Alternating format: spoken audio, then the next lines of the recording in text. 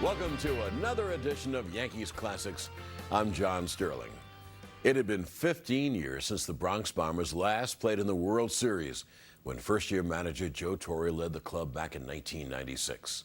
The Yankees had overhauled half the roster from the previous year, adding veteran Cecil Fielder, Tim Raines, and Charlie Hayes to a mix of homegrown talent, included Bernie Williams, Andy Pettitte, and American League Rookie of the Year, Derek Jeter. After winning 92 games in the regular season and cruising through the first two rounds of the playoffs, the Yankees fell victim to Atlanta's dynamic pitching. Behind starters John Smoltz and Greg Maddux, the defending World Series champs outscored the Yankees 16-1 to claim a 2-0 lead heading back home. Still, Torre somehow kept his troops confident, boasting, "Atlanta's my town. We'll sweep them there and win it back home." Indeed, Game 3 saw David Cone outduel former Cy Young winner Tom Glavine, which set up this memorable Game 4 on October 23, 1996. Kenny Rogers took the mound for the Yankees, facing off against Denny Nagel, a late-season addition for the Braves. Let's join veteran announcers Joe Buck, Tim McCarver, and Bob Brenly from Atlanta for Game 4 of the 1996 World Series. Really, two pitchers hooking up tonight, very similar in style. Although Kenny Rogers has struggled in the postseason, Denny Nagel has not. Making his first World Series start and facing Tim Raines, leading it off in this World Series 3 out of 9. Deep breath and away we go. Raines led off last night with a walk, scored a run the first inning, later had a hit. Game 4 underway with ball 1 high to Raines.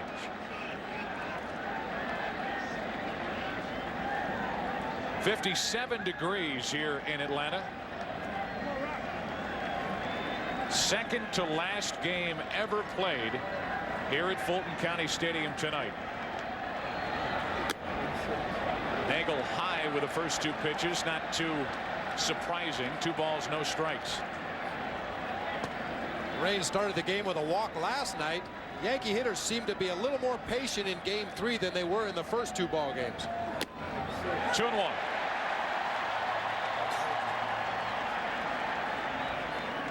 Kenny Rogers is still getting ready. Well, that may have something to do with his first inning problem. Right. Maybe throw a little bit longer, but down in the bullpen. There's a strike again. It's 2-2. When that happens with a pitcher, you try everything. You try having him warm up early, come in and sit in the dugout for 15 minutes. You have him throw as he has tonight, right up until the time the game starts. You're willing to try almost anything. He's actually in play along with Mel Stottlemyre right now. Pop up down the left field line. How about that? 2-2 on Raines. Full count. You could see Denny Nagel ask the home plate umpire Steve Ripley if the pitchers would be allowed to blow into their pitching hand because of the cool weather here tonight. The answer is yes. 3 balls, 2 strikes on Raines, leading off. 1 out.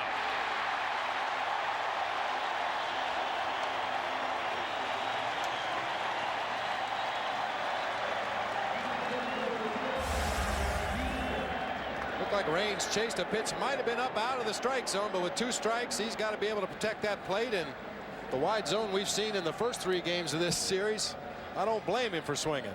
Denny Nagel striking out 7 Cardinals in that Game 4 of the NLCS, and almost all of them were on high fastballs. So 1 away here in the Yankee first. The batter now Jeter, and a good fastball from Nagel for strike 1. Derek Jeter has 2 hits in the World Series, 2 out of 8 for the postseason. Outstanding. The rookie hitting .388.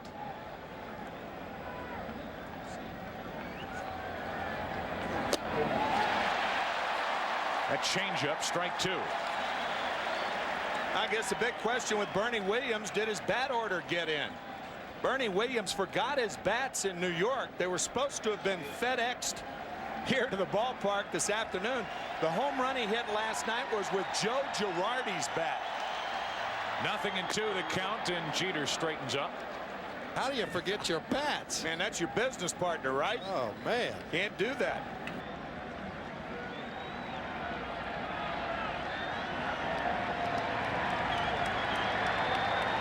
Jeter still right on top of the plate. 2-2.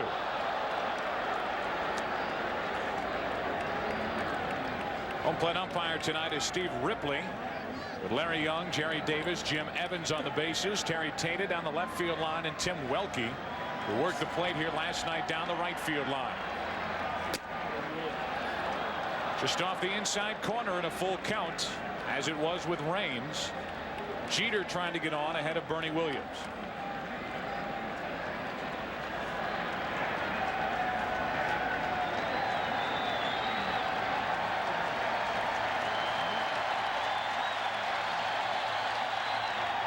Got him.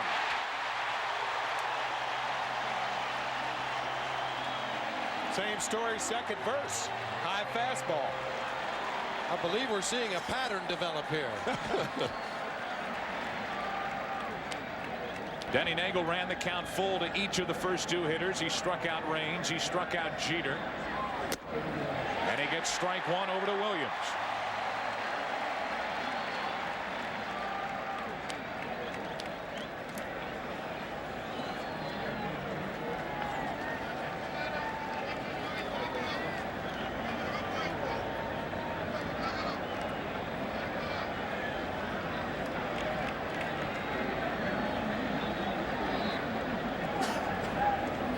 Bernie Williams trying to extend this first half inning. Nagel looking sharp early on. Changeup, low and away, 1-1. We've watched Javi Lopez move on those corners for the Braves pitchers in the first 3 games of the series. He won't do it as much with Nagel. He will on the changeup to the outside part of the plate on right-handers. But more so than any other pitcher on the Braves staff, Lopez will try to work within the strike zone. 2 balls and a strike on Williams.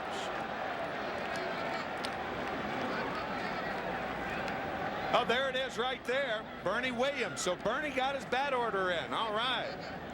So he's not using Joe Girardi's bat tonight. Evidently not too superstitious either. 0 for 7 in the World Series with his bats. Broke out of it last night with Girardi's bats. 2-2 now on Williams. And Nagel is in a spot now to strike out the side in the first inning.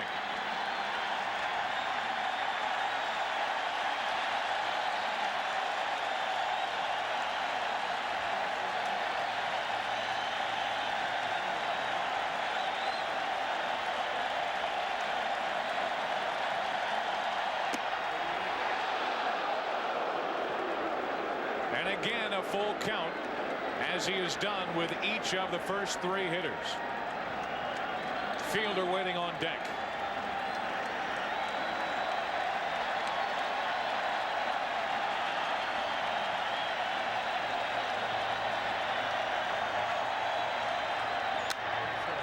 To the right side, plenty of time for the right fielder, Jermaine Dye.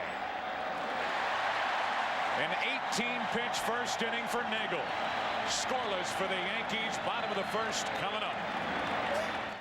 Big color, bigger savings. Sherwin-Williams Super Sale is here. Get 40% off paints and stains with sale prices starting at $30.89. August 7th through the 13th. Shop online to have it delivered or visit your neighborhood Sherwin-Williams store. Is your lung cancer or mesothelioma linked to occupational asbestos exposure? If so, then you may have a valid claim for damages. To learn more, call 800-CANCERS today. In over 40 years, the law firm of Weitz and Luxembourg has recovered over $13 billion in verdicts and settlements for victims of asbestos exposure for a nationwide family of clients. For a confidential conversation, call 800-CANCERS. DraftKings Casino is your home of Lightning Link. We've got the most ways to win a jackpot with Lightning Link High Stakes. All players have a chance to win a share of 250 million spins on Lightning Link. So, spin big at DraftKings Casino.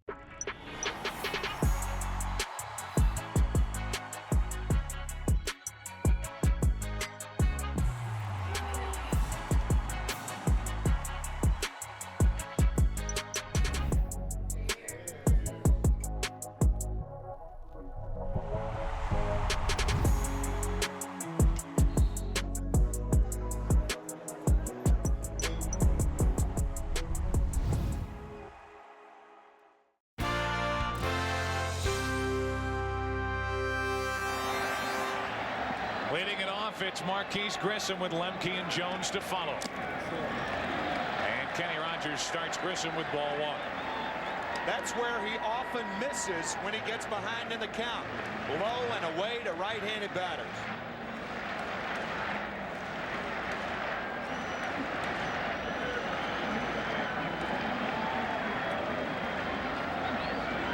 The count on Grissom. Now 2-0. Kenny Rogers before this season signing that big contract worth $20 million. Grissom pokes one to the right side for Mariano Duncan. One away. Scouting report on Kenny Rogers as he works here in the first inning. Must establish that fastball for a strike. Tim mentioned he tries to work outside the zone. He's got to be able to get that fastball over the plate early in the ball game. He doesn't realize how good he really is. That's right. Gives the hitters way too much credit. He's afraid to come into that strike zone and doesn't really pitch inside enough. One out, nobody on. And a strike to Lemke. When Rogers is on and he has that good fastball, he can keep hitters honest, use that good changeup. But his fastball has not been there the last half of the season. Missing low, 1 ball, 1 strike.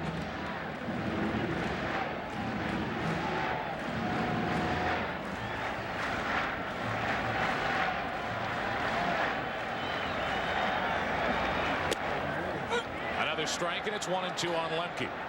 And so far exclusively working the outside corner.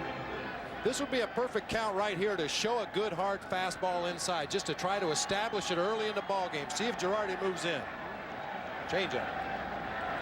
On 1-2. Now 2-2. See, that changeup will be much more effective on the next pitch if you set it up with a hard fastball in on the 1-2 count.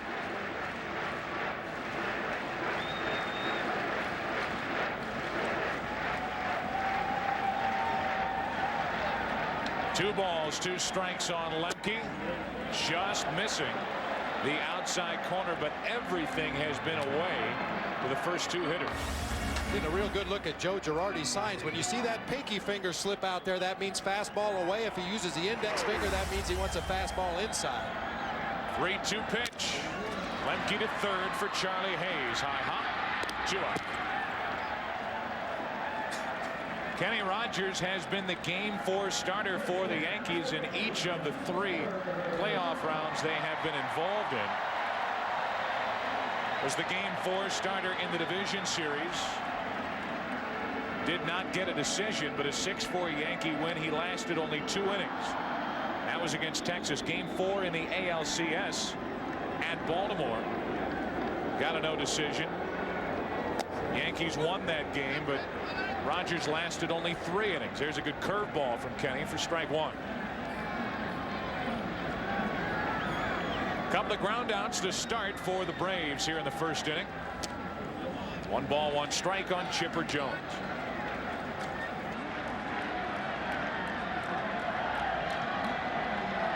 One and one on Jones. Now Rogers falls behind 2-1. Well, he's 2/3 of the way of getting through what is usually his rockiest inning in the ball game. He could have a 1-2-3 inning in the first. It would really pick him up confidence-wise. 2 out, nobody on to the shortstop Jeter. And a perfect 1-2-3 inning.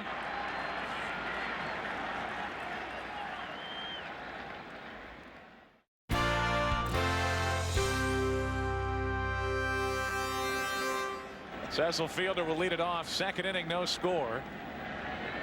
We Big Daddy Charlie Hayes and Darryl Strawberry for the Yankees here in the second. Ball 1 to Fielder.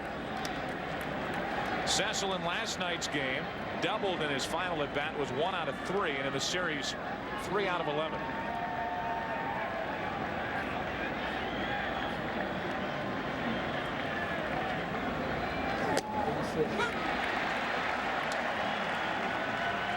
Would it be fair to say that if Denny Nagel hits only the mid-80s with his fastball, it certainly appears a lot harder than that because of the other pitches that he has? Like that. Missed up and in, 2-1. Well, what's so deceptive about Nagel, and hitters have a way of explaining this, his foot hits the ground before his arm comes around. The foot and the arm don't come at the same time, and it causes things like that. Fielder totally jammed. Lemke could roll it over there, 1 out. And the first 4 Yankees have been retired. You know, a lot of times it's not so much the pitches the pitcher throws, it's the delivery to get those throws to home plate. Another lefty that comes to mind is Sid Fernandez. Yeah, same type. Exceptionally overpowering with his fastball, high 80s, occasionally 90, but his delivery was so deceptive that hitters jammed themselves all night long. 4 up, 4 down for the Yankees, and the batter will be Charlie Hayes. Makes his second straight start. Last night was 0 for 5. It's out of play for strike 1.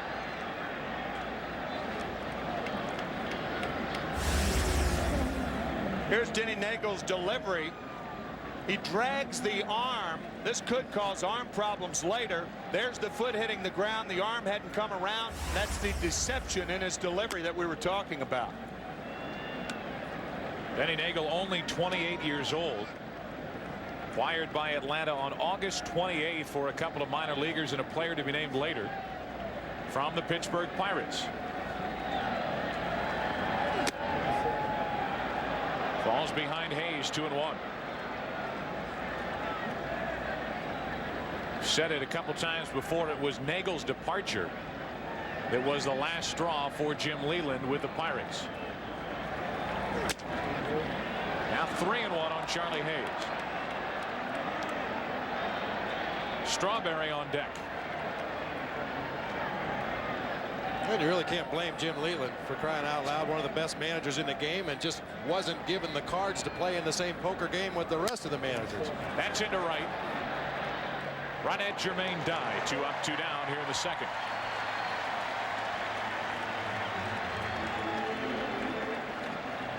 So Hayes now 0 for 7 in the World Series. Here's Strawberry. Boy, he had an impressive at bat here last night in his second at bat against Tom Glavine. After striking out on 3 pitches in his first at bat, he had a runner at third. He actually had 2 on, and on the very first pitch went the other way, right through the Atlanta defense for an RBI single. Darrell, a notorious low ball hitter. Power zone down and in, down out over the plate. Power the other way also.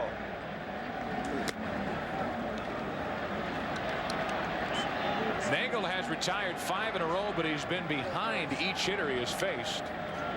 And he's 2-0 on Strawberry.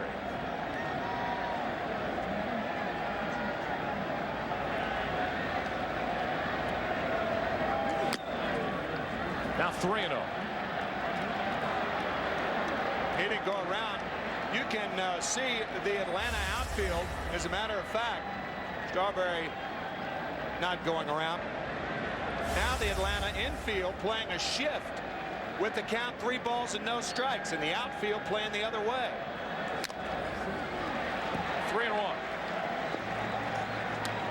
So since Nagel fell behind in the count 3-0, Strawberry more apt to pull. The outfield stays around to the left while the infield is around to the right.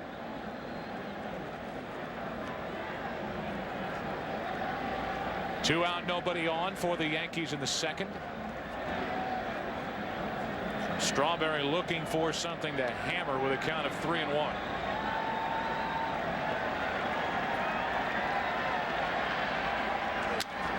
Up the middle, right to the shortstop, Blauser. On the right side of second base, Blauser takes care of Strawberry. Nagel takes care of New York.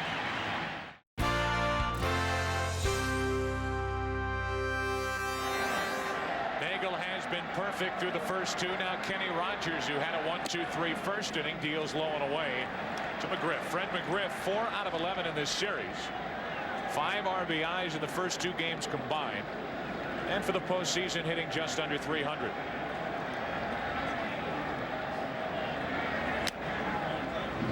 Not getting the corner. It's 2-0.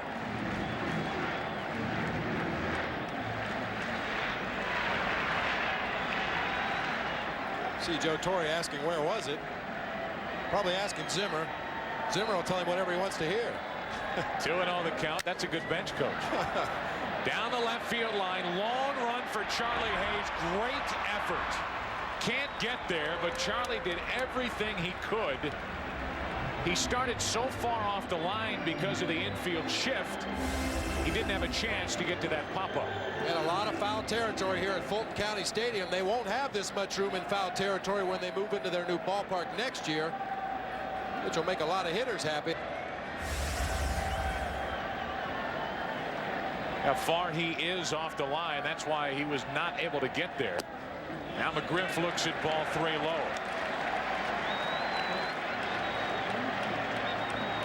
Everybody ought to have a friend like Don Zimmer.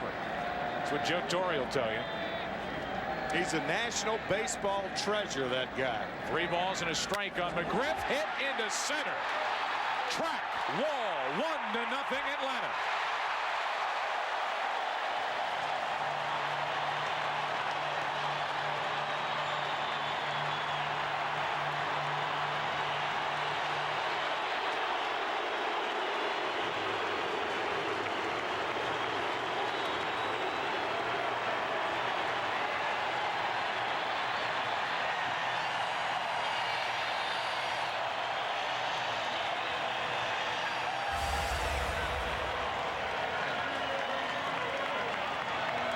When you let Fred McGriff get extension like that on a ball over the heart of the plate, you might as well forget about it. Knew it was gone the moment he made contact with that ball.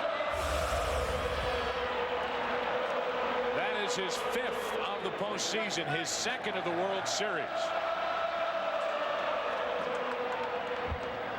He hit 28 during the regular season. Kenny Rogers fell behind 3-1, and he paid the price. Now he's 2-0 on Javi Lopez. Now when you allow the big guys get the count in their favor and they know what's coming, that's what causes that extension, Bob. He's got one free swing and took advantage of it. Now 2-0 on Javier Lopez, who has hit 3 home runs during this postseason. 3-0.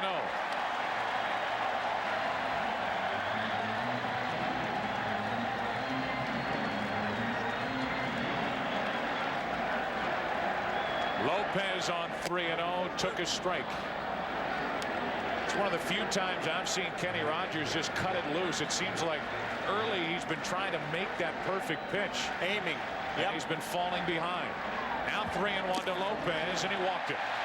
A home run and a walk to start the 2nd inning. I mentioned Joe Torres had the quick hook in Kenny Rogers' other 2 starts in the postseason. He's going to go out and have a talk with him, try to settle him down right now.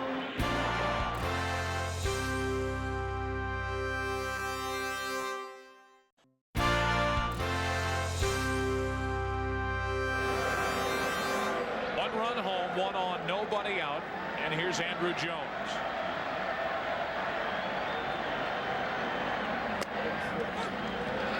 Strike 1 from Rogers.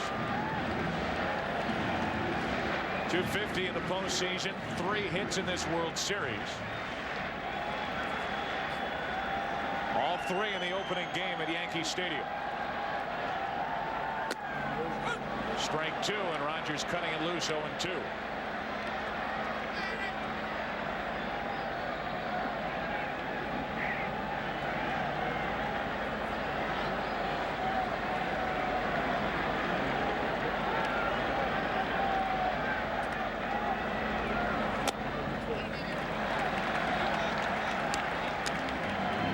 Nothing new with Andrew Jones at the plate. We've seen him take an awful lot of pitches during this postseason. Took 2 strikes, now a ball. It's 1-2.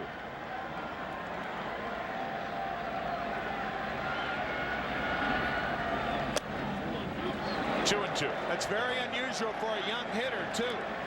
But think about it and how much sense it makes. The more you take, the more you see a pitcher, the more you see his tendencies, the more you see how his ball moves.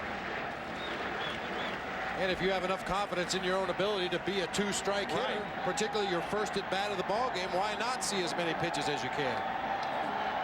2 balls, 2 strikes on Andrew Jones. From 0-2 to 3-2.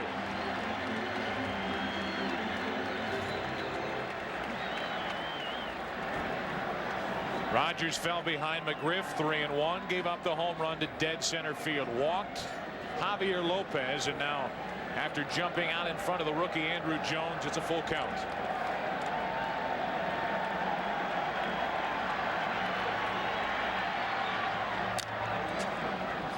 Kenny Rogers has thrown 16 pitches this inning and still has not recorded an out. Rogers very close to a balk with that delivery to home plate. Just a very minimal delay at the belt before he delivered the ball home. Perhaps thinking Lopez may be running on the 3-2 count. Watch how quickly he breaks and goes home. The leg was started up before the hands really came set.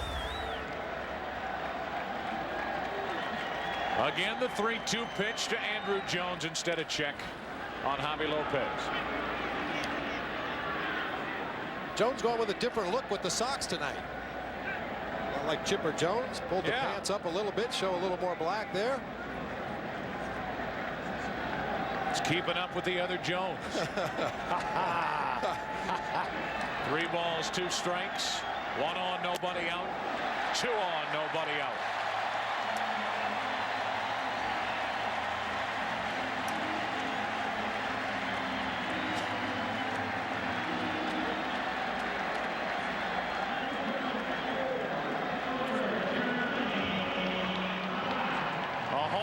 Back-to-back walks, and now Jermaine Dye, the number 7 hitter, stands in for Atlanta as they look for a big second inning.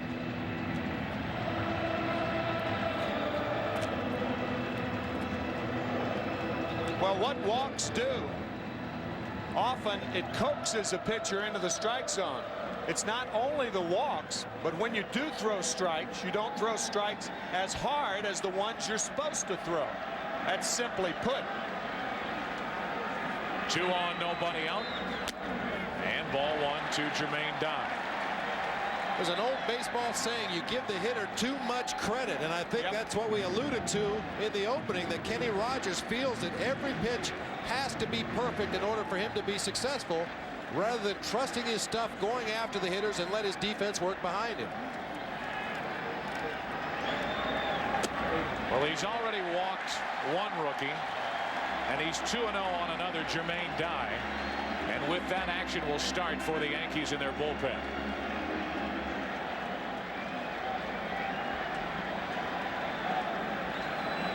Well, Stottlemyre watching in anguish. 2-1. And a big cut by Jermaine Dye. Trying to make it 4-0 with that cut, and why not? 2-0, you have a free swing, just like Fred McGriff. That's some swing right there, right from his heels.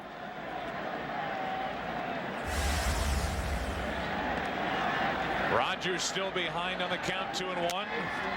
That's into right for Strawberry.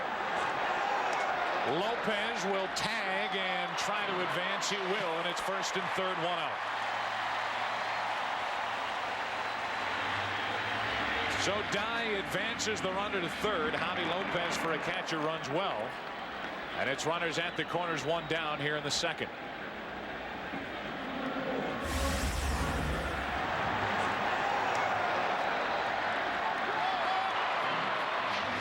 I never liked that saying, he runs well for a catcher.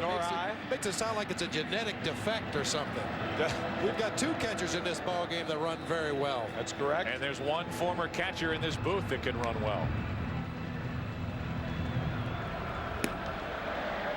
Yes. Just let that sit there. 1st and 3rd, 1 out for Jeff Blauser. Runners at the corners. 1 out. And now ball 1 to Blauser. Double play ball gets Rogers and the Yankees out of trouble. And the Yankees would feel very fortunate to get out of it with only 1 run crossing the plate. The number 8 hitter Blauser at the plate now with Nagel, the pitcher, on deck. Blauser, an excellent bunter.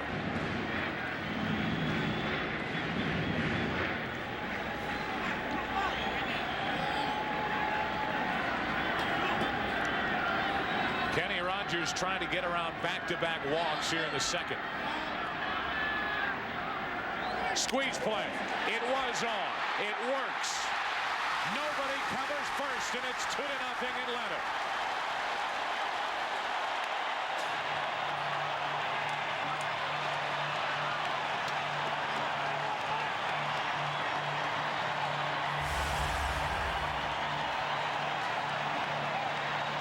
That was a squeeze all the way. The runner was breaking for home as Rogers' arm started its delivery. Mariano Duncan, caught by surprise, does not get over to cover first base. It's fortunate that Rogers didn't airmail this ball out into the bullpen. And it sets up the rest of the inning perfectly for Bobby Cox. Denny Nagel at the plate with 16 sacrifices on the year. Runners at first and second.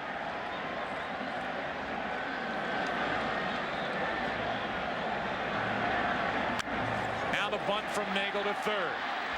Charlie Hayes, the barehanded play, 2 out. And the runners up to second and third.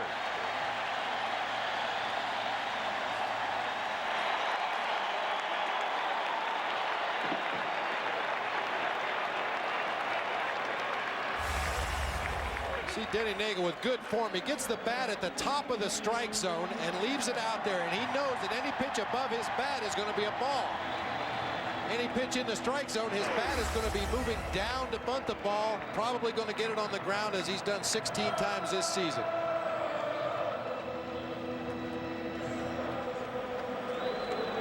So now second and third, 2 out. The Braves out in front by 2, and it's Grissom. Marquise grounded out to second his first time up. And again, Kenny Rogers falls behind.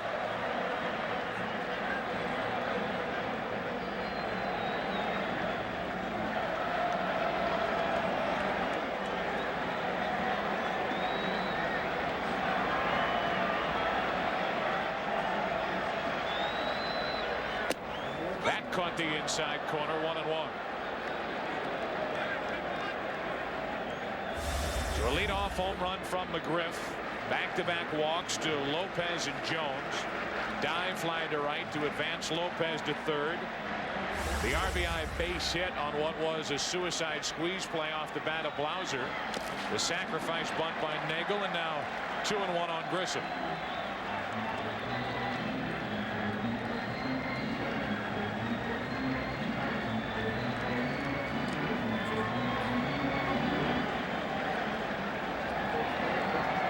Good stat for Grissom and the Braves in this spot. A base hit could double the Atlanta lead. There it is. In to score is Jones. In to score is Blauser. Down to second, Grissom.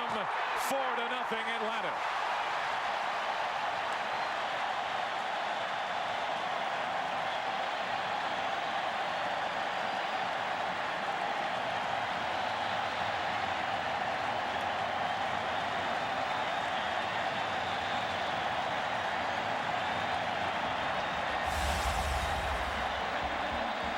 Girardi slides inside, but Rogers doesn't get the pitch far enough in there. Grissom just scalded that ball by Derek Jeter at shortstop. No chance to react. Close play at second, but Grissom beats it. It's a 2-run double. It's 4-0 Atlanta. And Kenny Rogers lives to see another batter. It's Lemke, strike one. What has happened to Kenny Rogers? Last year, 17-7 with Texas. 12-8 during the regular season, but a big ERA. And in the postseason, has not done anything right. Runner at second, 2 out. Lemke chops one. Left side, good play. Jeter inning over. The Braves get 4. They lead by 4 after 2. We'll be back to Fulton County Stadium after this.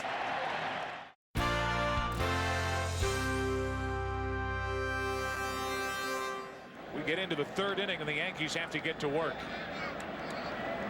It will be Mariano Duncan, Joe Girardi, and Kenny Rogers as Duncan fouls away strike one. Only one hit in this World Series for Mariano Duncan. The Yankees as a team come in this World Series hitting 198 with 1 home run. So far, Nagel has retired the first 6. For the second baseman, Lemke. Good play. 1 out. Here's Girardi. 1 out, nobody on.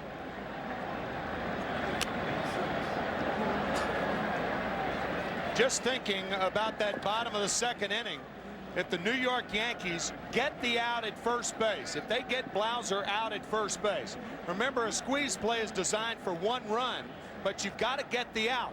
If they get that out, it's the second out of the inning. You get Nagel out and you save 2 runs. Chipper Jones, a nice backhanded stab, and Girardi is 0 for 6 in the World Series.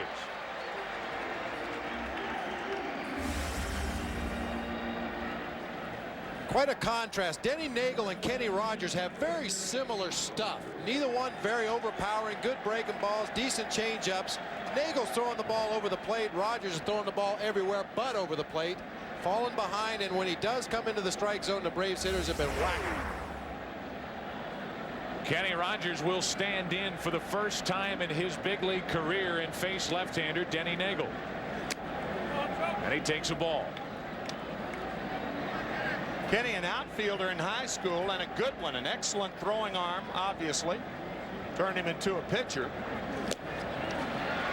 Went to Plant High School down in Florida, right outside Tampa, Plant City. It's where the Cincinnati Reds have spring training. Right. 2 out, nobody on. Nagel trying to be perfect. Off the glove of Chipper Jones. Kenny Rogers is on. And wouldn't you know it? How about that? The first hit of the night belongs to Kenny Rogers. Kenny probably thinking, all my career I've been thinking hitting was tough. Hey guys, not that tough. 8 outs in a row by Nagel, and it's Rogers in his first major league at bat to single. Nothing to it.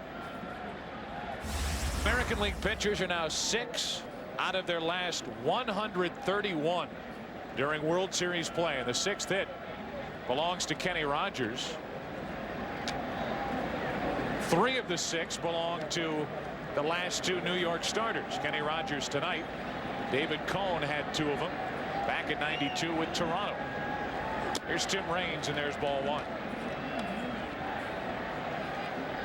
3 out of 10 in this series. Struck out his first time.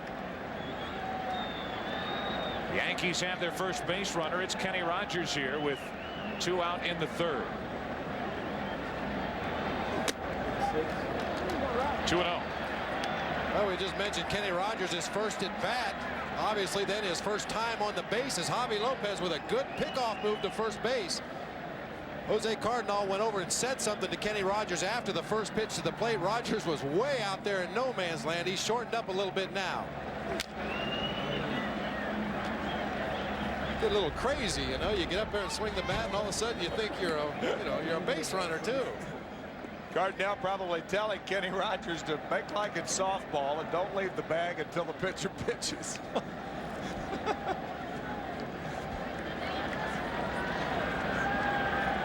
Rogers on board with 2 out.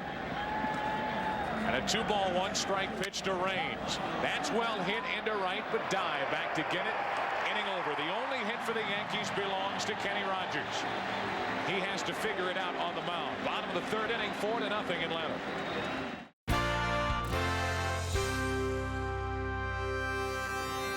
Later, after both Chipper Jones and Fred McGriff singled to start the bottom of the 3rd, Joe Torre summoned Brian Boehringer to replace Kenny Rogers, with Atlanta leading 4-0. First and 3rd, nobody out for Javier Lopez as the right-hander. Brian Boehringer takes over. The numbers for Boehringer, his 4th appearance of the postseason. He worked in game 1. Hit high and deep into left center field. Both runners are tagging. Both runners trying to advance. Both are safe, and it's 5-0 Atlanta. Chipper Jones scores, and McGriff gets down to second. Outstanding base running by Fred McGriff. Chipper Jones scoring easily, but McGriff went to second because of the way Bernie Williams caught the ball. Back on his heels. Outstanding base running by McGriff. It's 5-0 Atlanta. The batter now is Andrew Jones, and he takes ball one. Gets another runner into scoring position without giving up another out. And as a base runner that plays right in front of you, you can see if that throw is going to beat you, and you can stop and get back to first base if necessary. Runner at second, one out. Jones looks at a ball. It's 2-0. Bollringer pitched in game one, went 3 innings and allowed 5 runs on 5 hits. Joe Torre has had to go to him again early here in game 4. There's a strike, and it's 2-1 on Andrew Jones. 2-0 slider for Brian Bollringer, not going to give in to Andrew Jones.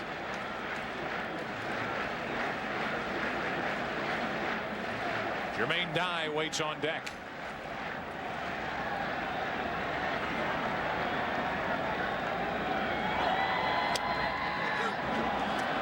Strike 2 as it got away from Girardi. 2-2. Generally speaking, if a pitcher is behind in the count and he hits with a breaking ball, it's good policy to finish it or to follow it up with a fastball.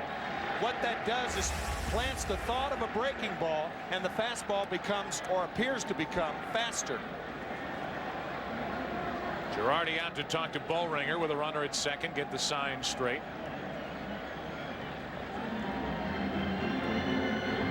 Braves have given their starter Denny Nagel 5 runs with which to work. So far, Nagel has been outstanding.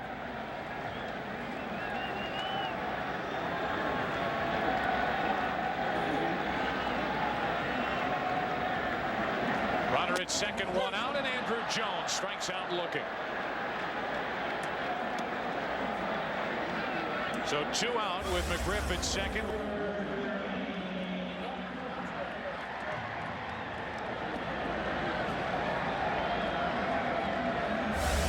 It's the first strikeout of the night. Picked up by a Yankee pitcher. Now Jermaine Dye looks at ball 1 outside.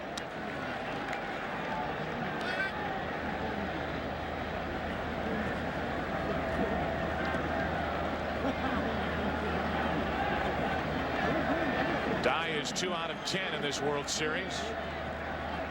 Trying to drive home McGriff out in front a bit. 1 ball, 1 strike.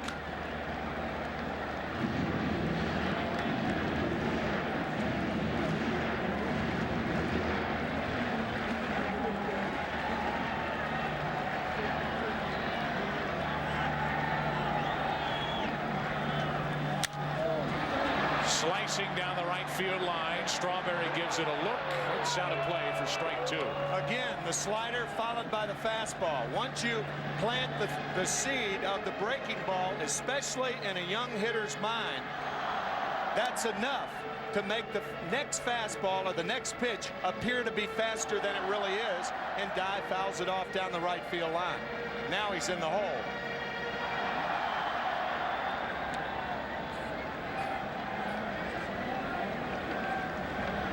Bollringer trying to keep it a 1-run inning.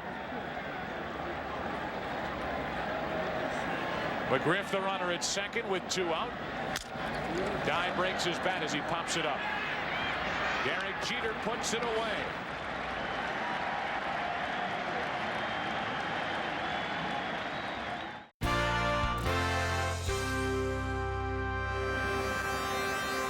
Jeter, a rookie who led the Yankees in hits, walked to lead off the top of the 4th, only to be doubled up on Williams' weak grounder.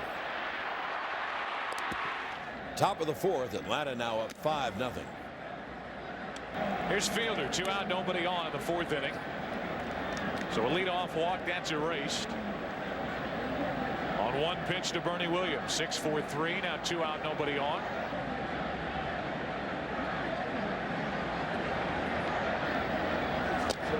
Out in front of a changeup, 1-1.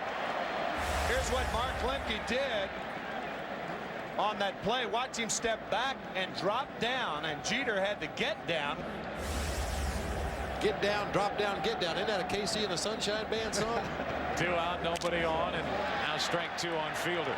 Probably talking about a second baseman pivoting in that song. No, right? there's no doubt. Right.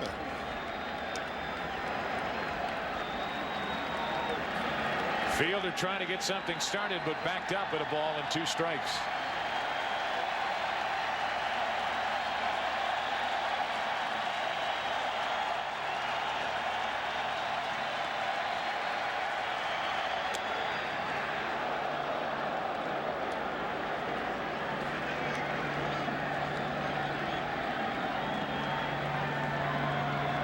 Cecil Fielder, a dead low ball hitter, looks for something down that he can golf. The idea is to come in above the hands, up and in. Too high, 3-2. And for a big man, he's got a lot of movement in that batter's box. He gets his body rocking back and forth, trying to get some timing going.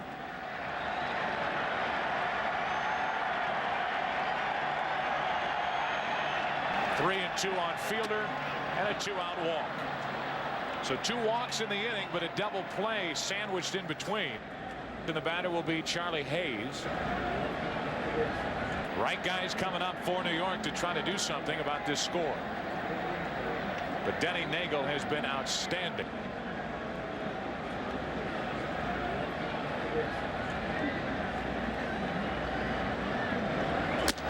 Ball 1.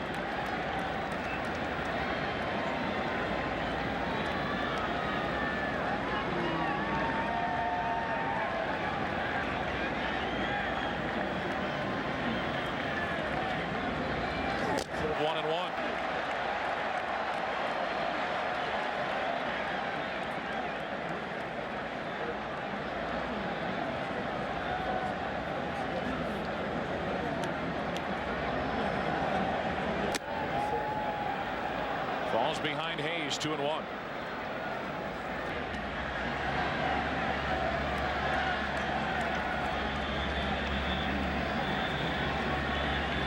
Two balls and a strike on Charlie Hayes. Now 3-1. Well, and Nagel has started to nibble a little bit himself. Earlier in the ball game, he was being aggressive on both sides of the plate. We saw him throw some good hard fastballs inside to right-handed hitters. Now almost exclusively working the outside part of the plate.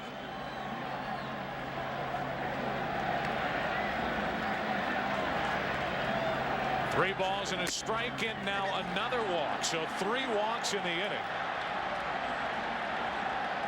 Kenny Rogers can only sit and watch from here on out. He went 2 innings, allowed 5 runs on 5 hits, walked 2, struck out none. Denny Nagel, on the other hand, his pitch total way up. We're only in the 4th inning, and it's 2 on, 2 out. Excuse me, Joe. The Yankees desperate for a big hit. They ask for it from Darryl Strawberry.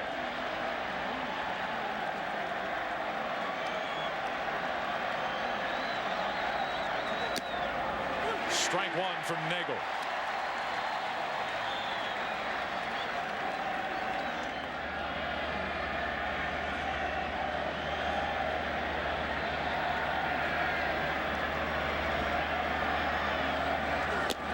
Way out in front, strike 2.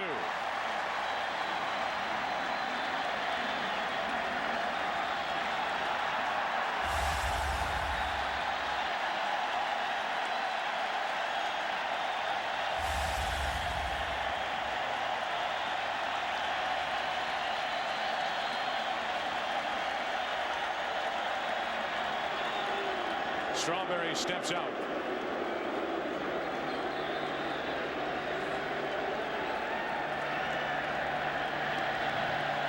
Three walks in the inning. Back-to-back walks to Fielder and Hayes. A threat for the Yankees here in the 4th. Just missed.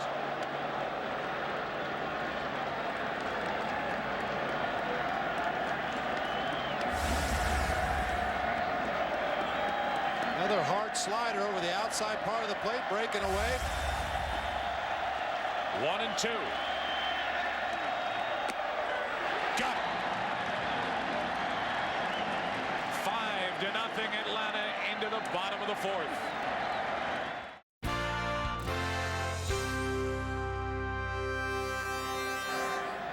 of the 4th inning.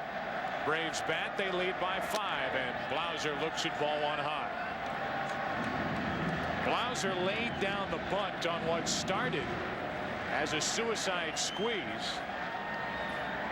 Kenny Rogers back in that 2nd inning, fielded the ball, nobody covered, so it went for an RBI base hit.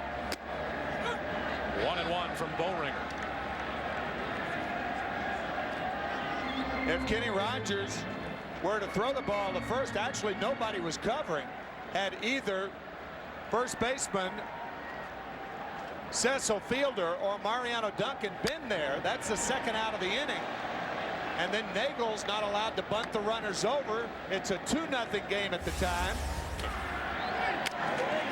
There's your sacrifice. Go ahead, Bobby. And the difference between 2-0 and 4-0 is amazing in the game of baseball. One guy on and somebody pops one, you got a tie ball game. 1-2 the count on Blauser, now 2-2. And against this Atlanta team with the kind of pitching they have, the way Nagel is throwing, he's allowed only 1 hit. 4-0 looks like 8-0. 2 balls, 2 strikes on Blauser, leading it off here in the 4th.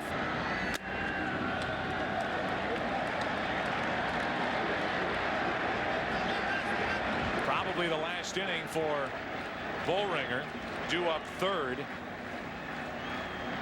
in the Yankee 5th. 3-2 on Blauser. Boehringer rings him up. Threw it right by him, and for Boehringer, his 2nd strikeout.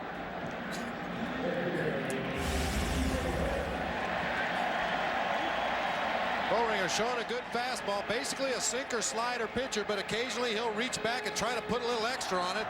Looks like a 4-seam fastball that time. Now Nagel, who swings the bat well, fouls one back for strike 1. Laid down a good bunt his first time up. He is 1 out of 2 this postseason. Had a single in Game 4 of the NLCS in St. Louis.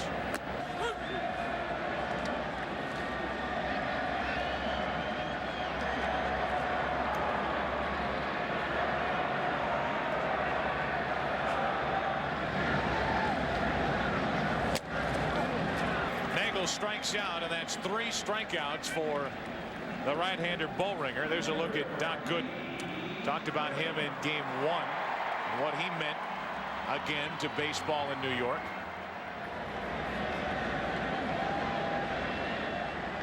Two out, nobody on for Grissom, and right at the shortstop Jeter. Boehringer has pitched very well. We have played 4 in Atlanta.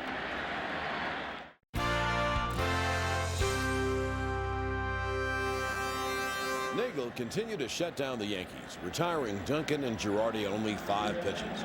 Pitch hitting for Boehringer was Luis Sojo, who hit .275 in 18 games for the Bombers after being acquired in a late-season trade. Great work by Brian Boehringer. 2 shutout innings with 3 strikeouts. No hits allowed. Here's Sojo with 2 out, nobody on, facing Nagel and looking at strike 1. Had a hit here last night. Drove in a run. The final run of a 3-run 8th inning for the Yankees in their 5-2 win. Strike 2.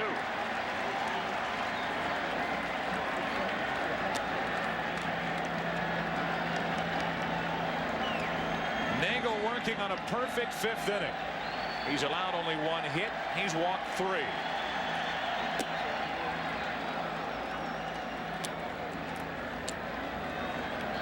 Top of the order will follow, but will it be here in the 5th or in the 6th?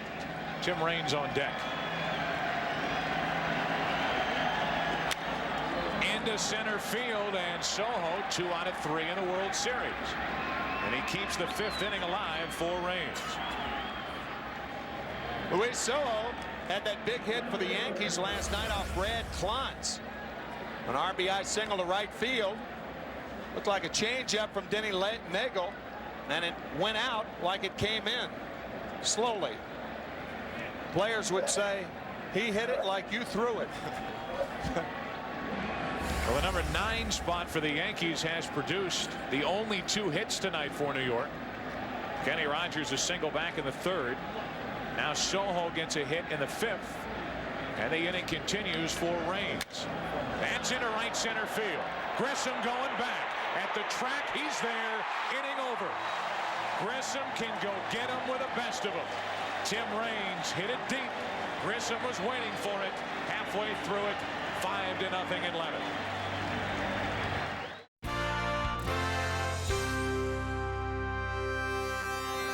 Late season acquisition David Weathers came on to pitch for the Yankees in the bottom of the 5th. Although Weathers struggled after coming over from the Florida Marlins, he was pitching magnificently in the postseason until a walk to Chipper Jones, a questionable balk, and a free pass to the dangerous Fred McGriff set the table for NLCS MVP Javi Lopez. So Lopez has a chance to bust this game wide open. 5-0 Atlanta. Bottom of the 5th inning. And it's 2 on with 1 out for Lopez, who tonight has driven home a run with a sac fly, walked and scored. Ball 1.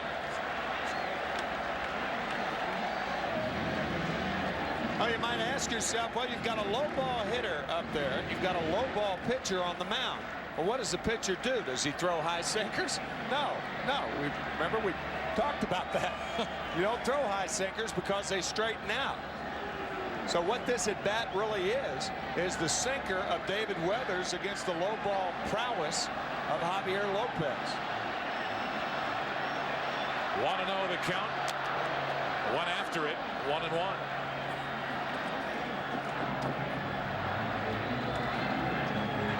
Chipper Jones drew a 1-out walk, then the intentional walk after the balk to McGriff.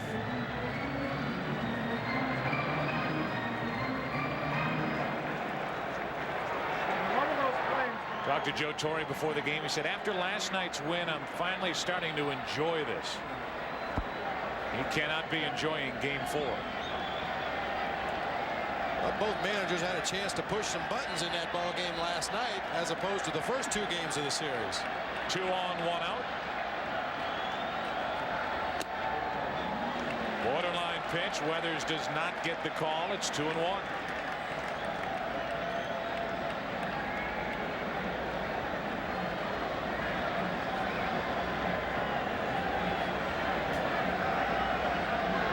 Now Weathers has to come to Lopez.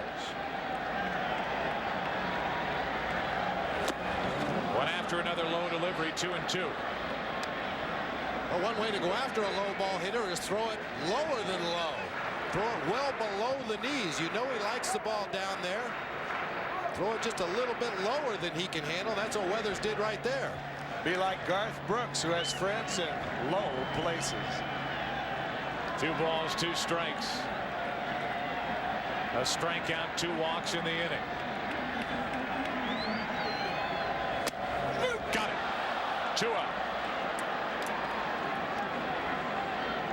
That was very interesting. Low to get ahead, and then even the count. He'd go out of the zone with the breaking ball. That's a show-me pitch, and then he fouls the ball off. Now he misses with a sinker out of the zone, and he brings it up on the hands, and Lopez knew it.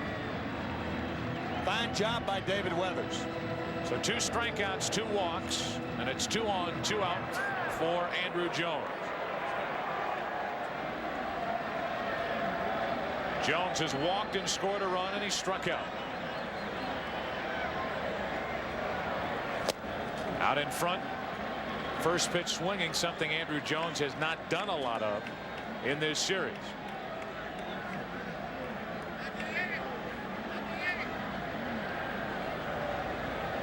Runner at second is Chipper Jones. On at first, McGriff. Braves already out in front by 5 here in the 5th.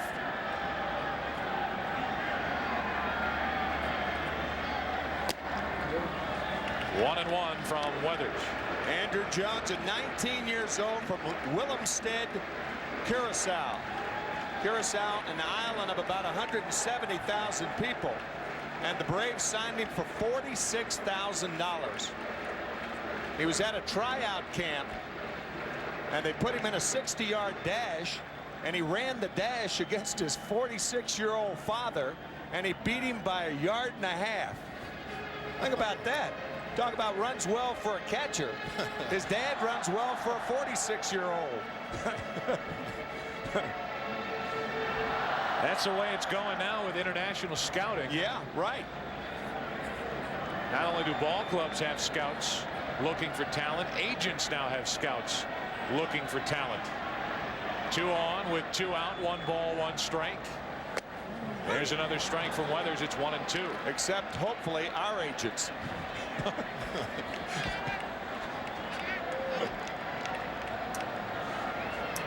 You have to go to that international market to get players who are not in line for the draft.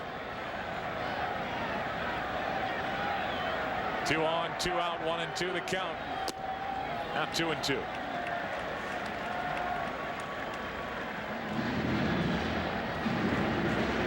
First year of the draft was 1966.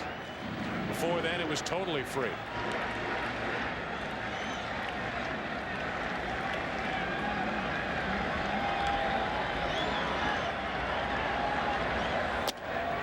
Full count.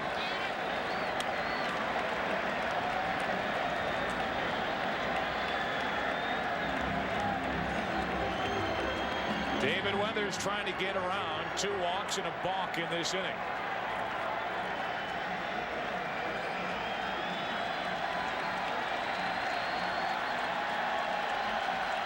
Runners will go with a 3-2 pitch. To third, Hayes can't make the play. Here comes Chipper Jones. Fred McGriff heads for third. Jones scores, and it's 6-0 Atlanta.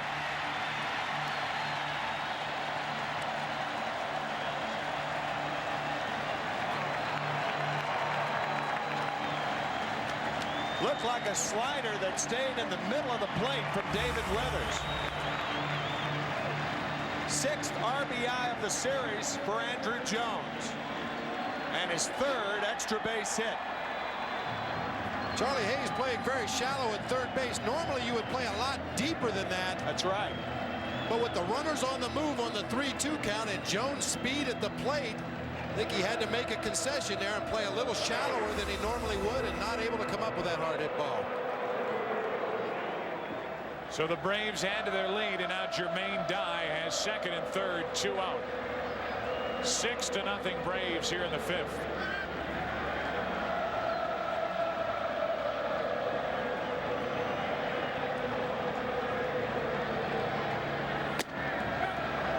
In on the hands for strike 1.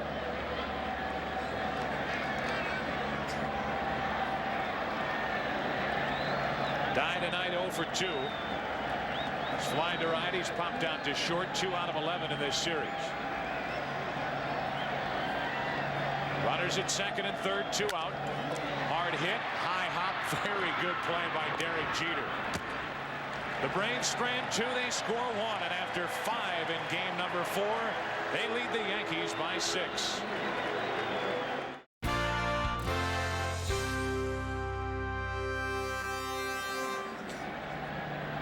We're into the 6th inning and a gorgeous night in Atlanta. The Braves are out in front by 6 as we move into inning number 6. There's tomorrow night's starter, Andy Pettitte, who during the regular season was 13-3 after a Yankee loss.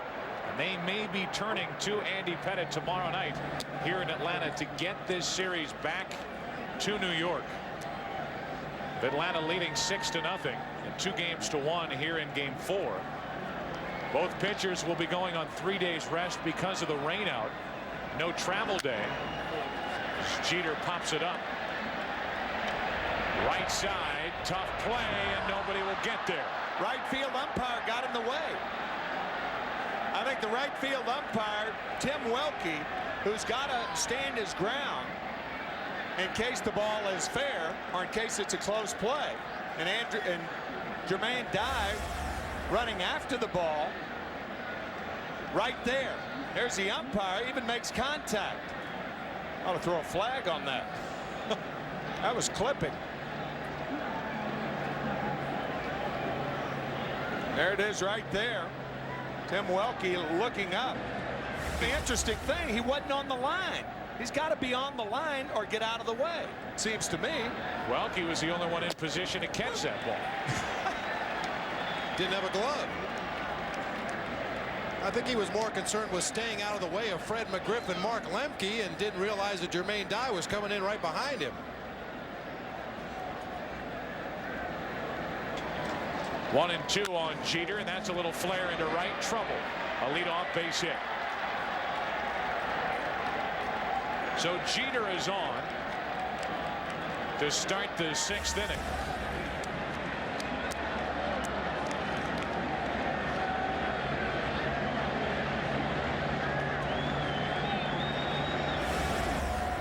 One on with nobody out. Here's Bernie Williams. Ball 1. Williams 0 for 2 tonight, grounded into a double play his last time up.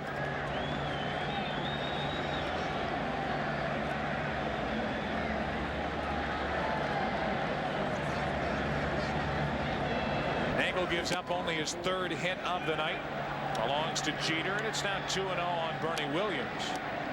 The crowd here in Fulton County starting to moan and groan now, getting a little restless. If Denny Nagel does get into trouble, it'll be very interesting to see who Bobby Cox gets up in the bullpen. Greg McMichael had a tough time last night. He's had a tough time in postseason. Williams could not hold his swing. It's ruled a strike, and it's 2-1.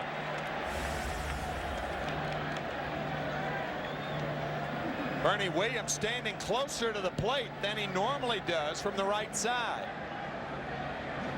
2-1. You wonder if they're ever going to go back to Steve Avery out of that Atlanta bullpen. Right. He is the lost man out of the bullpen for Bobby Cox. Now 3-1.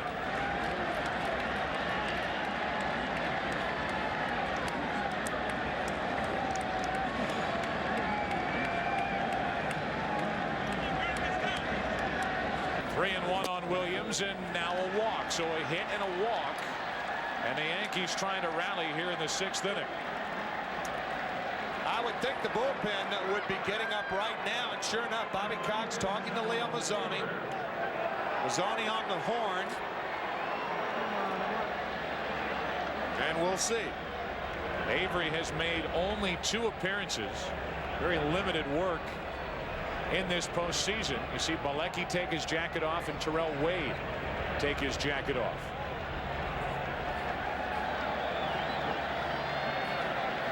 Two on here with nobody out. The best start to any inning for the Yankees tonight. Fielder could cut the lead in half. He takes a strike. You know, you mentioned Bernie Williams had moved up closer to the plate tonight. Charlie Hayes and Joe Girardi did it in last night's game against Tom Glavine. Some of the other Yankee hitters taking a hint. It doesn't take long to figure out that these Braves pitchers are not going to come inside for strikes very often. The only guy who'll do it's John Smoltz on a consistent basis. Now 0-2 on Fielder. Chambliss, the hitting instructor for Joe Torre with the Yankees. A hit and a walk to start the 6th inning. And an 0-2 count on Cecil Fielder. 1-2.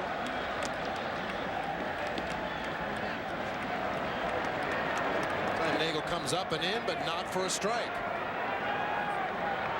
Very rarely will come inside where he can be hurt.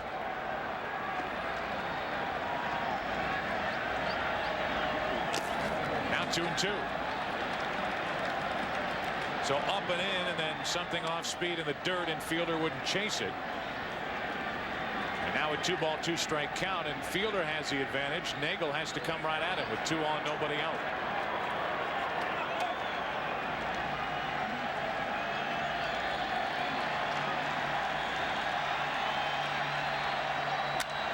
Into right field, base hit. It gets past Don. Here comes Jeter. He'll score. Headed to third is Bernie Williams. They bring him around. They miss the initial cutoff man. Williams is safe, and it's a 4-run game.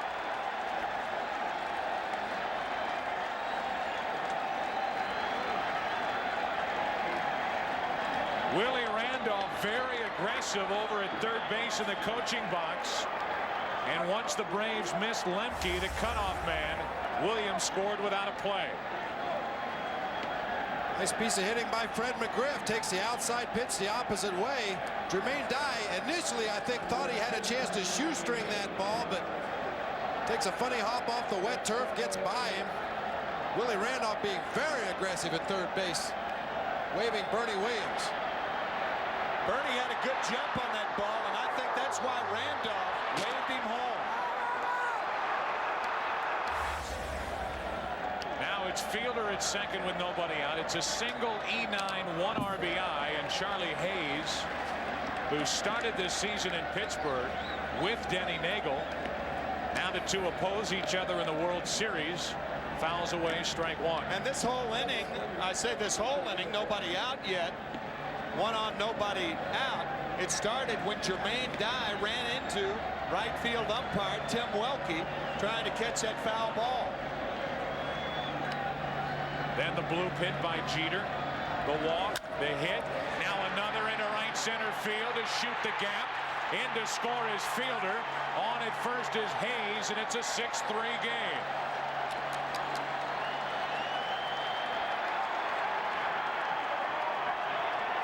The first World Series hit for Charlie Hayes comes at a perfect time for the Yankees here in the 6th.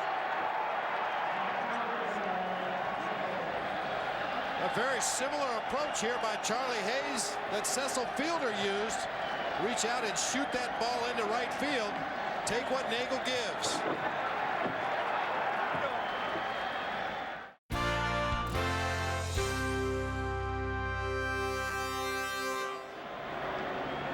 The Yankees have never overcome a 6-run deficit in their postseason history.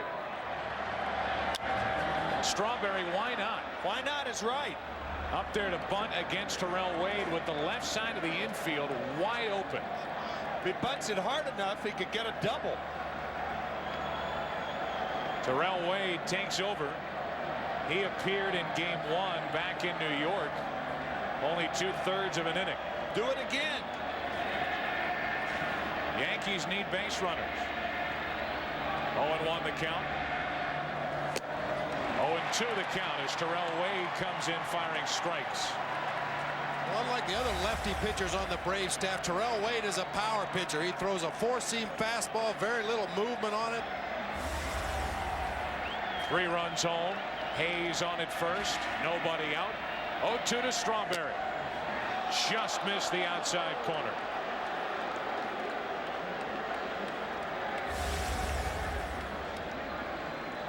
It's that hard slider from Terrell Wade. Starts it up just a little bit too high in the zone. 1 on, nobody out. And a 2-2 count. Now with Darryl Strawberry's curl, the curl of the bat in his stance, and Terrell Wade throwing that hard, it is unlikely, unless the ball's down and in, that Strawberry will pull the ball. 1 on, nobody out, and from 0-2 to 3-2.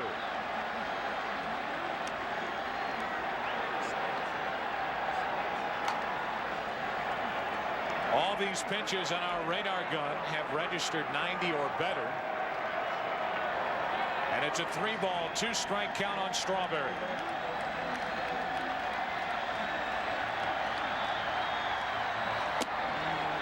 The walk puts 2 on with nobody out. Second walk of the inning, and the Yankees have something cooking here in the 6th.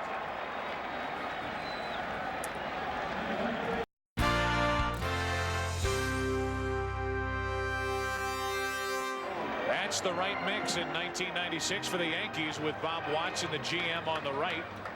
Joe Torre on the left. The two have had quite a ride through 1996. Here they are in the World Series. Game 4, trailing 2-1. They trail 6-0 coming into this 6th inning. They've scored 3 runs, have 2 on, nobody out. In case you're wondering, as Bilecki takes over, Aldrete, Boggs, Fox, Martinez, and O'Neill left, along with Leyritz on the bench for the Yankees. Right now, it's Mariano Duncan with 2 on, nobody out. Tying run at the plate for New York here in the 6th inning. Bilecki. A high strike.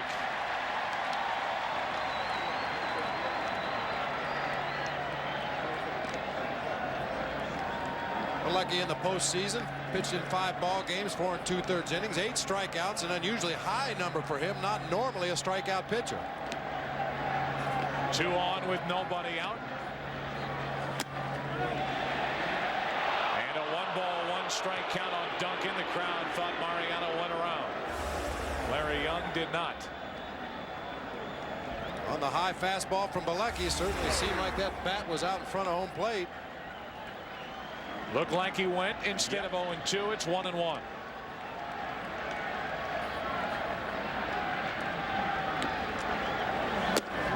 Over the outside corner, a perfect pitch from Bilecki, strike 2. Right there. Fastball.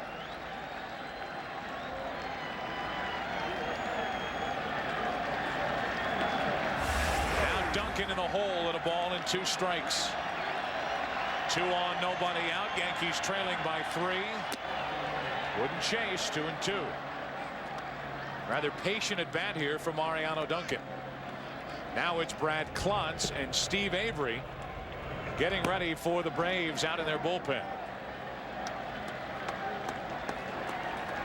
During 1996, outstanding with runners in scoring position.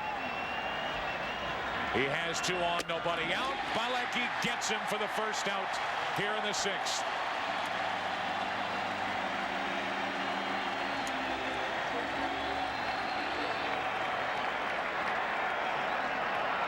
Paul O'Neill getting ready over on the dugout bench. And they may lift Girardi right here as Bilecki just blew it right past Duncan. Well, control more than movement or finesse right there. Just a rare back 4-seam fastball over the outside corner. Bilecki will sink his fastball from time to time. He's got a curve, a slider, and a change, but this is just good old-fashioned country hardball here. So Duncan strikes out, does not advance the runners, which is a key to that at bat. The runners still at first and second, 1 out.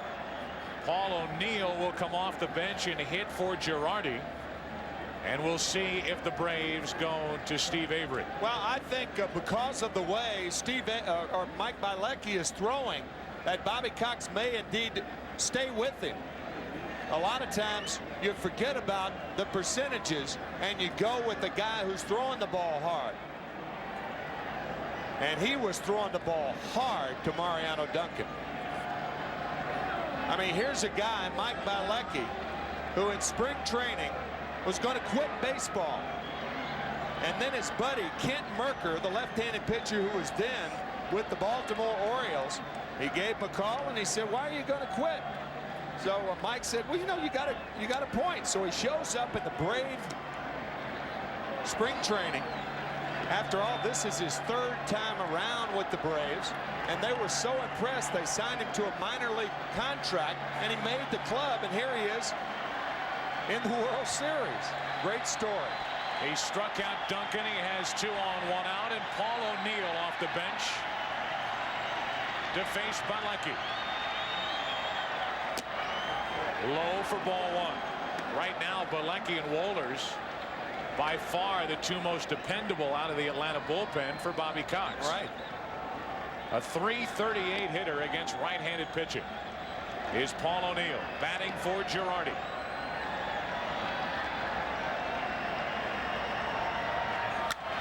That's foul for strike 1. Girardi 0 for 7 in the World Series is lifted for O'Neill. With a pitcher's spot due up next, barring a double play, Tino Martinez comes into the on-deck circle. He'll hit for Weathers.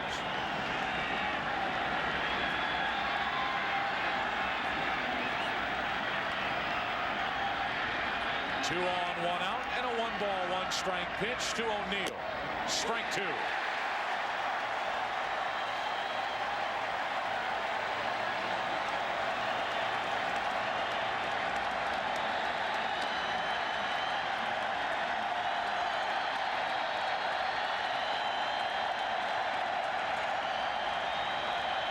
The Yankees have their chance here in the 6th inning. They've scored 3. They have 2 on, 1 out. 2-2 on O'Neill. Charlie Hayes, a big hit in this inning, a walk to Strawberry. O'Neill grounded into 21 double plays on the season. Fred McGriff playing way behind Strawberry at first base. He's really got to work to get a good lead and try to beat that force at second. 2-2 on O'Neill.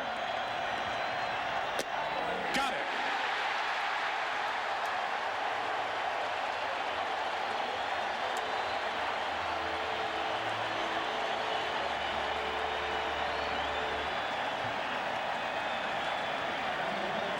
The left-handers on the Braves, not the only ones that stay away. Watch Bielecki's pattern. After he gets ahead, away, fouled off, away, fouled off, struck him out, and Paul O'Neill knew it. So Bielecki comes in and shuts the door on the first two hitters he faces. Strikes out Duncan, strikes out O'Neill. 2/3 of the way there. He'll now deal with Tino Martinez. 2 on, 2 out. Ball 1. Tell you, so far, Joe, the heat he has been serving up has warmed this crowd here in Atlanta. All fastballs. Tino Martinez looking for his first run driven in the 1996 postseason.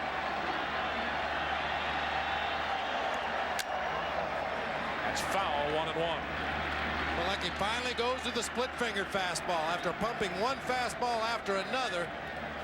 Gets Tino Martinez to chase a split finger and ground it to the right side, foul.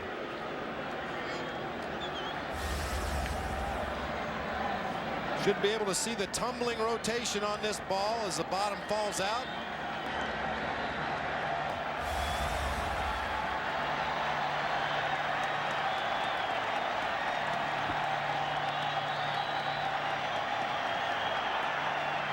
Two on, 2 out. Right through it, strike 2.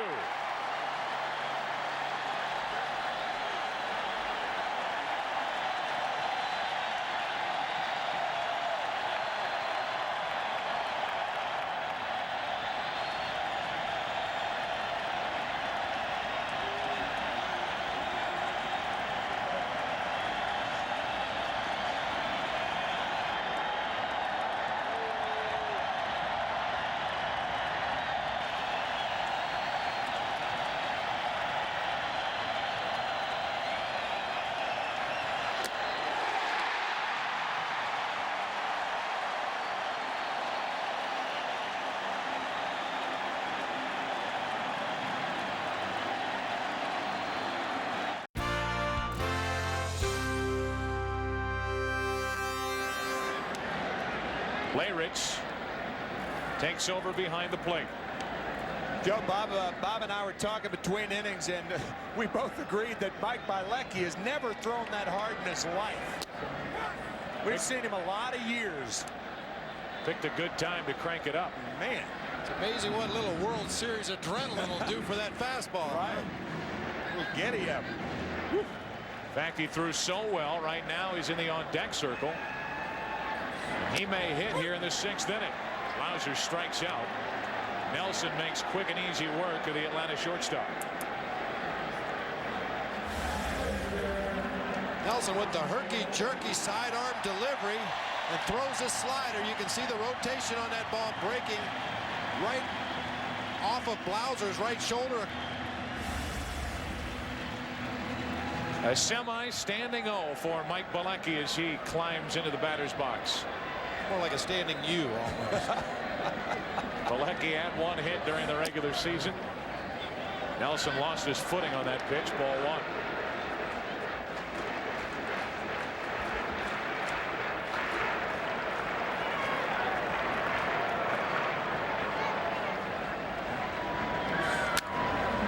Pretty good swing. 1 ball, 1 strike.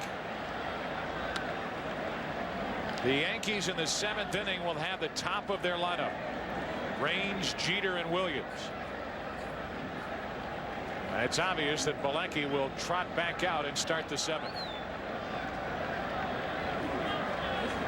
Range will try to get it going. Balecki took a ball. It's 2-1 as Nelson wanted that pitch, didn't get it. You can see the little hesitation by Jim Leyritz before he threw the ball back to Nelson. They both thought that was a good pitch. 2-1 on Balecki. 3-1 from Nelson. Should take a pitch right here. Yep. Guy at the plate that's not really adept at swinging the bat. Force that pitcher to throw at least 2 more pitches. Full count.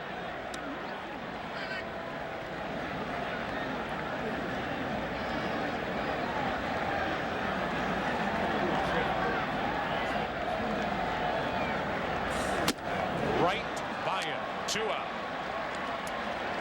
May have chased ball 4. Pitch ran up and in, and back-to-back strikeouts to start the inning.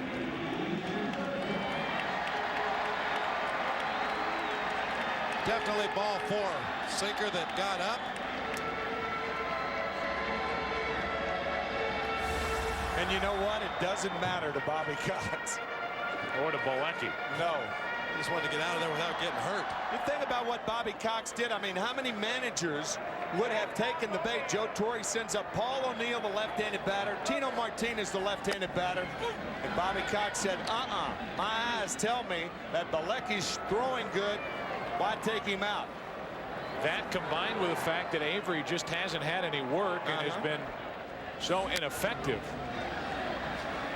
And Balecki was outstanding in that 6th inning. Here's Grissom. 0-2, and Jeff Nelson in a spot to strike out the side in his first inning of work.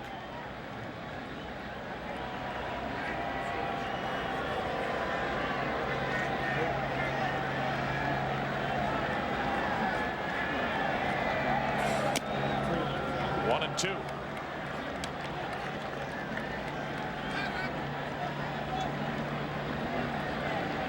Grissom, one of the bigger hits tonight, the 2-run double in that 4-run 2nd inning for Atlanta.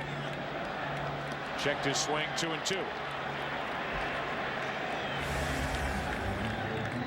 Get a look from up above. Grissom, he was out there in front of the plate to me. Got fooled on that pitch from Jeff Nelson. Waits for the 2-2. Had him reaching into center for Bernie Williams. Braves go in order after 6 in game 4. 6-3 Atlanta.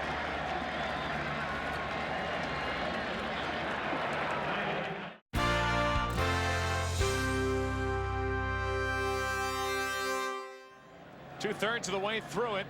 Braves out in front 6-3. They led 6-0. For defensive purposes, they insert Rafael Belliard into the lineup. Blauser out for the rest of the night. Balecki back to work, top of the lineup, and strike 1. Nothing new from Balecki as Tim Raines leads it off. Raines, Jeter, and Bernie Williams. Raines hitless tonight.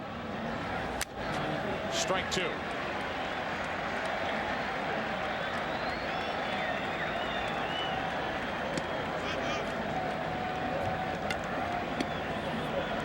Cool evening here in Atlanta. Joe Torre back at Fulton County Stadium, where he hit the first home run ever hit in this ballpark in 1966. And he'll manage the final game played in this ballpark here tomorrow night. 1-2 the count on Raines. Matter of fact, his battery mate right now on the left of your screen, Tony Cloninger, who is the bullpen coach for Joe Torre. Tony worked 13 innings in that first game. Real workhorse right there, Tony Cloninger. 1-2 on Raines. Got under it, popped it up. In comes Jermaine Dye, and Raines is 0 for 4.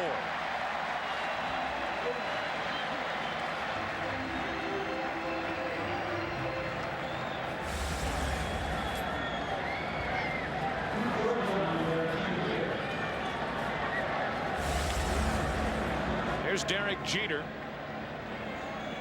1 out of 2 with a strikeout, a walk, a single, strike 1. Bilecki starting off Tim Raines with a forkball, and now he starts off Jeter with a slider. It's almost like he's taken a different approach because he's starting an inning and not coming on with runners on at first and second.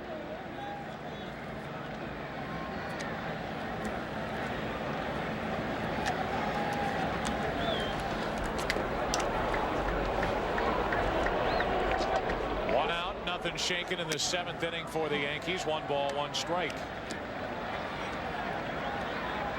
Derek Jeter came into tonight's game with 19 hits. He has a hit tonight, giving him 20 for the postseason. Ties a rookie record set by Chipper Jones last year. So 1 more hit, and that record will belong to Derek Jeter, trying to get on ahead of Bernie Williams here in the 7th. 2-2. I think another sign that Bobby Cox has confidence in Bilecki tonight, from what he sees from Bilecki so far, is the fact that nobody's warming up in the bullpen. Cecil Fielder, who's due up after Bernie Williams, is 5 for 6 lifetime against Bilecki with 2 home runs. Bobby Cox has access to the same numbers we do, and if he was worried about it, he'd have somebody warming up right now. 3-2 on Jeter. There again, I think Bobby Cox, what he's thinking is, forget the numbers. My eyes tell me more than the numbers do.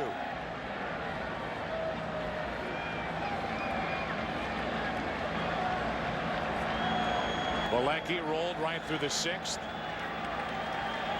He's 3-2 with 1 out, nobody on in the 7th, and he issues a 1-out walk. Jeter is on, and that for the Yankees is the 6th walk they've been handed tonight.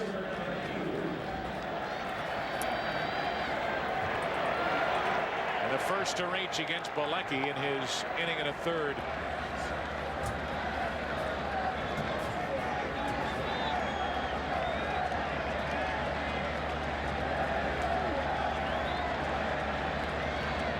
One on, 1 out for Bernie Williams, and a strike from Bilecki.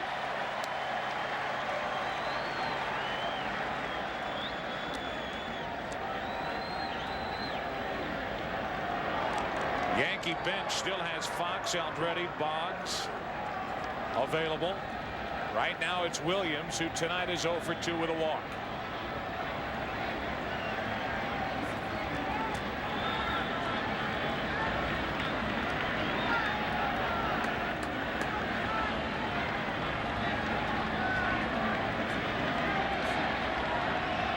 One on, 1 out. Bernie Williams hitless tonight. He may try to look for Girardi's bat again.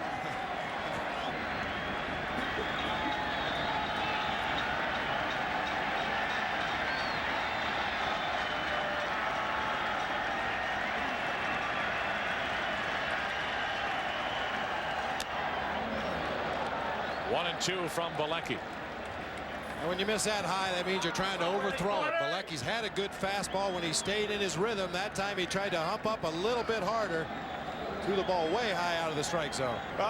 You know, you notice those pitches to O'Neill and Martinez and Duncan weren't particularly down, but he may have, because of inactivity, lost just a foot or 2 off that fastball.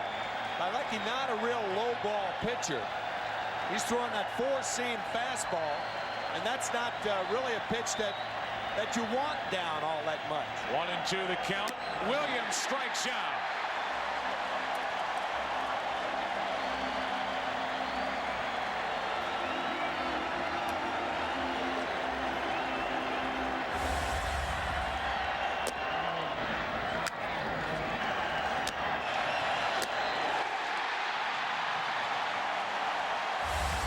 About 4 strikeouts in an inning and 2/3 for Bilecki.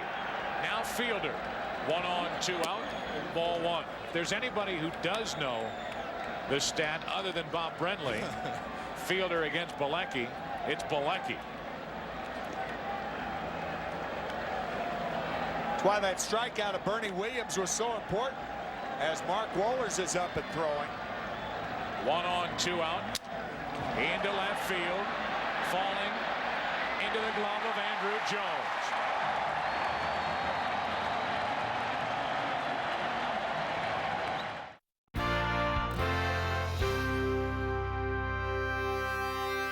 Never before had the Yankees come back from such a deep hole in the postseason. Whatever hopes they had were nearly washed away by the outstanding pitching of Atlanta's Mike Bilecki, whose career performance in the 6th and 7th innings could have been the turning point of the series. Only Jeff Nelson kept the Braves at bay, surrendering just 1 walk to Fred McGriff.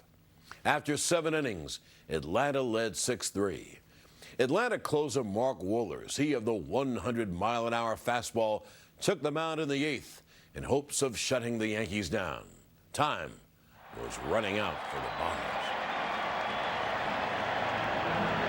Number of changes as we get ready for the top of the 8th inning. 6-3. The Braves out in front. Here's Eddie Perez. He takes over behind the plate in the double switch as Mark Wohlers is into the game, pitching and batting 5th.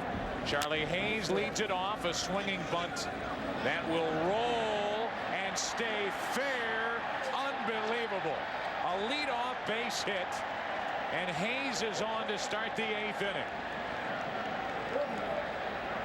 Bob, it's unbelievable. You were talking about that a couple of days ago at Yankee Stadium. It's on the grass, stays fair. If it's on the dirt, it's not. And this is where the home field advantage comes in. You should know your own field. That ball's headed foul, hit something, and came back in. Normally, you would know your own field well enough to know whether that ball's going to stay fair or not. And you can see right there it bounced and came back into fair territory. Didn't get far enough in to hit the grass and go back foul. You can read Bud Selig 18 times as it went down the third base line. Here's Strawberry, and there's ball 1 outside. Alan H. Selig. That's right. So a leadoff hit, and Wohlers, who has a long night ahead of him, a 2-inning night, takes over. A leadoff hit, now Strawberry with Duncan to follow.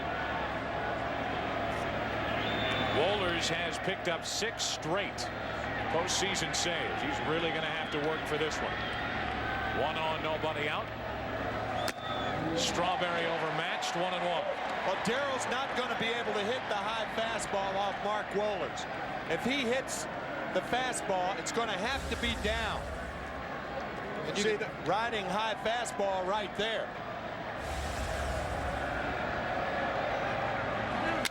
To the left side and through, a base hit for Strawberry. And 2 nights in a row, Darrell has poked one through the left side, 2 hits, and the tying run will come to the plate.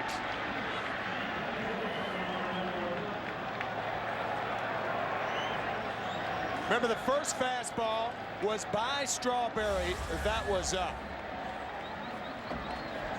That's the base hit. That ball was down. That was about thigh high, mid-thigh high. The pitch through which he swung was the pitch before. That one right there.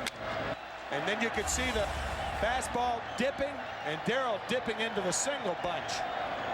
Now Mariano Duncan. Up there swinging. Wohlers broke one off for strike 1.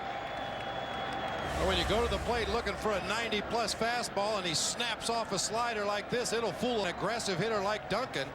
He's shown better patience with runners on base, but that time way out in front of the slider.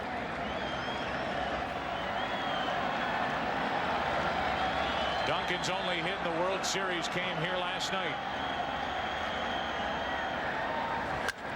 Double play ball maybe. Belliard kicks it. They get only 1. Belliard into the game for defensive reasons. It was hard to hit, but it rolled up his arm, and it's 1st and 3rd, 1 out. Another slider after getting Duncan to chase the first one. This one is a pretty hittable pitch over the plate. Belliard just plays it off the heel of his glove, off his wrist, up into his body, only able to get the force.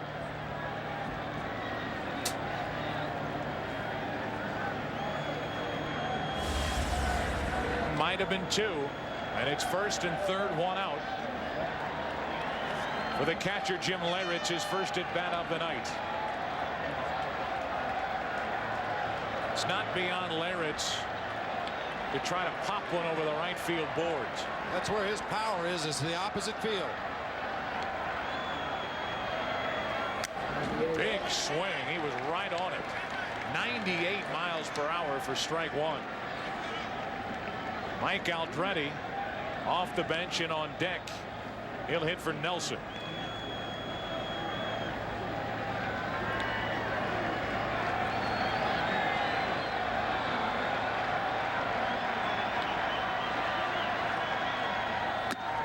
One and one. 86-mile-an-hour slider from Mark Wohlers. It's faster than the best fastball Denny Nagel threw in the ball game. Right, right. That's right.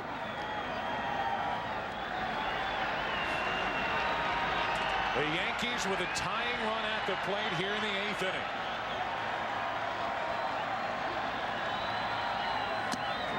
And now 2-1 on Leyritz.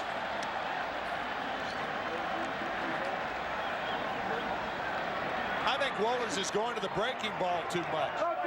This situation right here, this is a game situation. It's almost like Bobby Cox is shaking his head.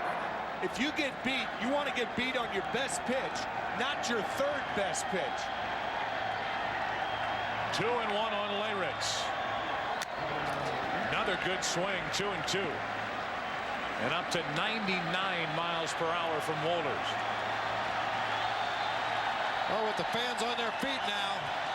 A little extra adrenaline, see if he can crack that 100 mark.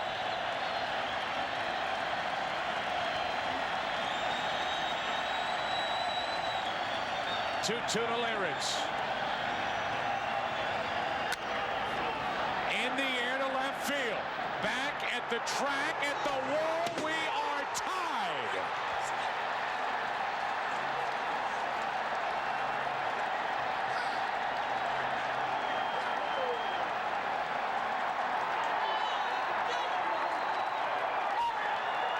Six here in the 8th.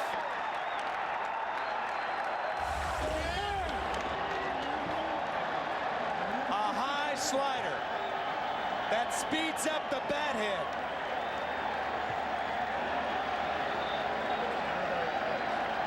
That's why Leyritz pulled the ball, because it was a slider and not a fastball. What a remarkable comeback by the Yankees.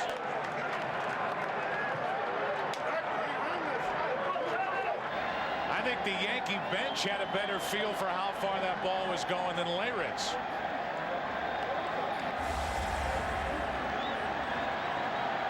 Wow. Wow. The wife of Jim Leyritz. And Jim, his heart is pumping. Remember last year, the division series against Seattle in extra innings. At the stadium, he poked one the opposite way. That was in '95, and in '96, even bigger in the World Series.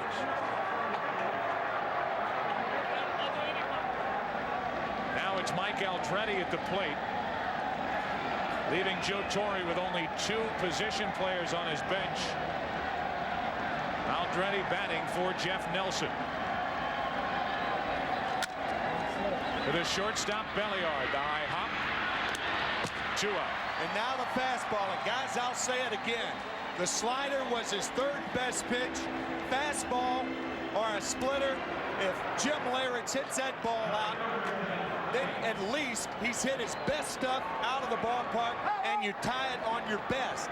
When you tie it on your third best pitch, you never forgive yourself in a game like this. Never. Bobby Cox, Leo Mazzoni going to Wohlers here in the 8th inning. And the bottom of the Yankee lineup has produced 3 runs. Nobody warming up. Now Tim Raines has something caught in his right eye. This is what Bob was talking about going to the well too often with the third best pitch. Fastball, can't get around on it. Slider misses high. Slider misses high. Fastball, can't get around on it. Slider. Slider, goodbye. His first at bat of the night produces a game-tying 3-run home run here in the 8th.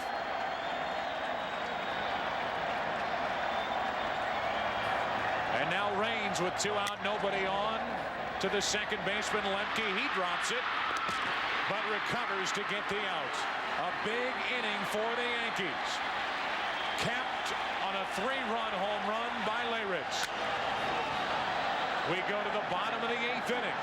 Braves bat, tied at 6.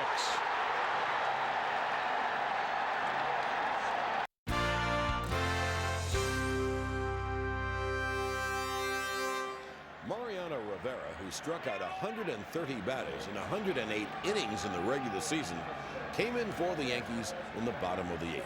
19-year-old Andrew Jones led off with a single, and then a sacrifice by Jermaine Dye.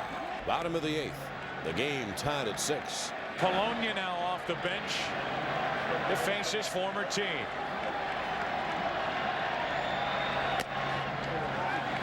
Ball 1 outside. Well, Bobby Cox chose to try to steal a base here. The Yankees are certainly not holding Andrew Jones close at second base. If Polonia faked a bunt to draw in Charlie Hayes, Jones would be able to sneak right in behind him. 1-1 on Polonia. Of course, that's a big risk to take in the 8th inning of a tie ball game. A leadoff hit and a sacrifice bunt. Strike 2 on Polonia. Forget about the day's rest right now. Mariano Rivera is blowing the ball. Here it is. Hit it if you can. You hadn't seen a slider yet from Mariano Rivera, have you? As opposed to Wohlers with that great fastball. Beaten on the slider by Leyritz. 1-2 on Polonia. Fastball, see you later. 2 out here in the 8th inning.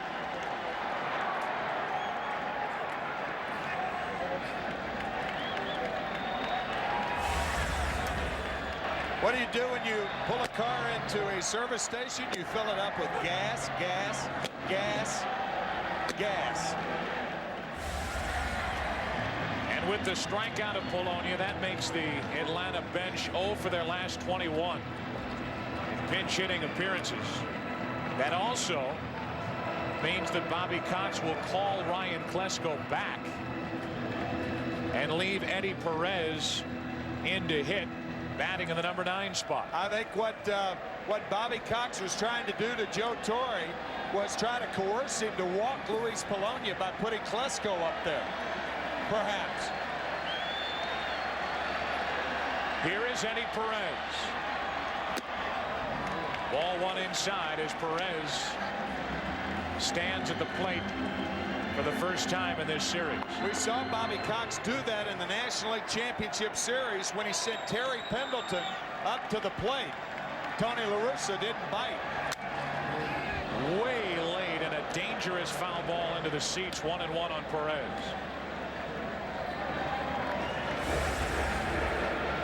Even when you know it's coming, it's hard to catch up with a fastball that's in the upper 90s. Perez knows what Mariano Rivera is going to try to do and still can't get the bat head out in front of home plate. A leadoff hit off Rivera, trying to get around it. Runner at second, 2 out.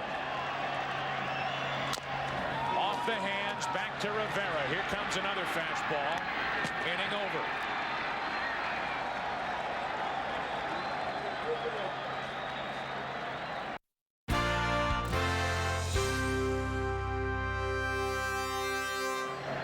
In the top of the 9th, Mark Wohlers struck out Derek Jeter looking and got Bernie Williams to continue his bad luck at the plate with a broken bat grounded to third. Tied at 6, veteran Cecil Fielder, 1 for 3 with an RBI single already, looked to start a 9th inning rally. Fielder grounds one through the right side for a 2-out hit here in the 9th inning. So Cecil not trying to do too much against Wohlers, just poked it through the right side, and a 2-out hit keeps the inning alive for Charlie Hayes. Well, many hitters have the misconception that to hit a guy that's throwing hard, you have to swing hard. That's exactly the opposite of the approach you should have. Just put a good quick swing on it, let the pitcher supply the power. There's a difference between quick and hard. 2 out. Charlie Hayes, the base hit to left field. And it's 2 on with 2 out here in the 9th inning for New York. And Hayes has been on base 4 times tonight with 3 hits and a walk.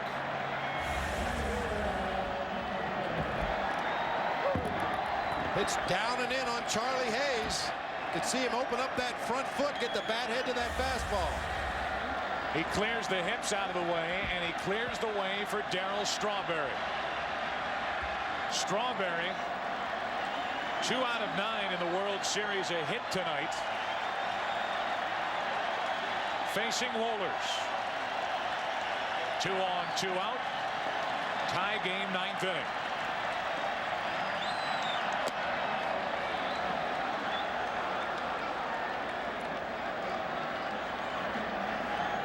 You two talked about it earlier.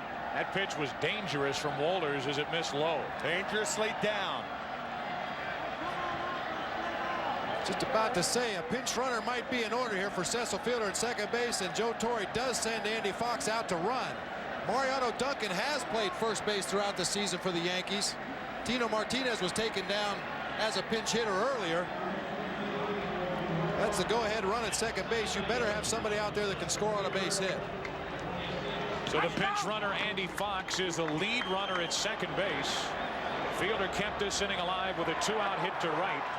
And only Wade Boggs is left on the bench for the Yankees. 2 on, 2 out for Strawberry.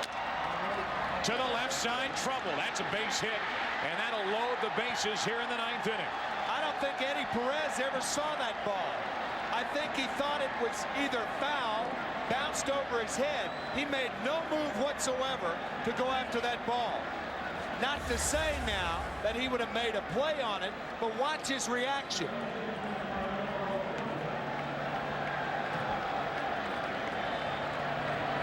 Never even got into the picture.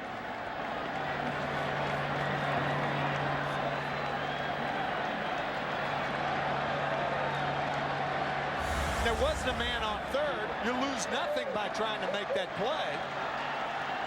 It loads the bases with 2 out for Mariano Duncan. 6-6 here in the 9th. Way late, strike 1. Duncan hitless tonight, and only 1 hit in the World Series.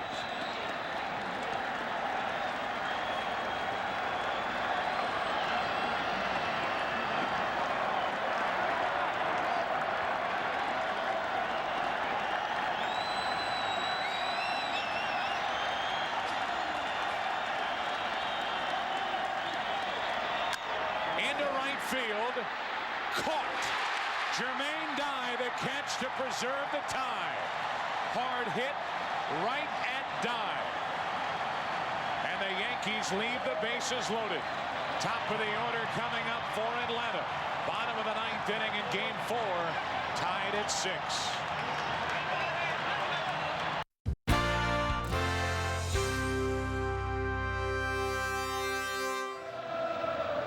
Bottom of the 9th inning, facing Mariano Rivera.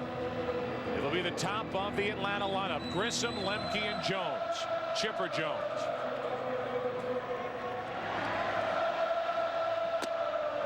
A little high for ball 1. Well, Rivera 3 days in a row, and here tonight pitching 2 innings, or at least trying to. Off the hands behind second base for Jeter. 1 up, 1 down, and Grissom 1 out of 5.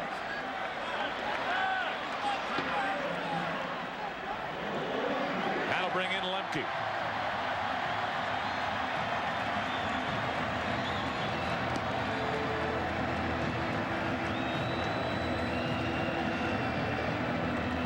Hitless tonight, but 5 out of 16 in this series. And a reminder that this is a guy who could turn around anything above the waist, as he did last night against Rivera. Has 1 postseason home run in his 60 games at second base, and he hit it in the NLCS at St. Louis. It took him 195 postseason at bats to hit that home run.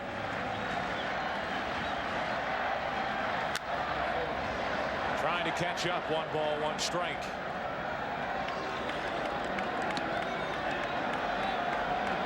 If this game goes to the 10th, the Yankees would have Leyritz to lead it off.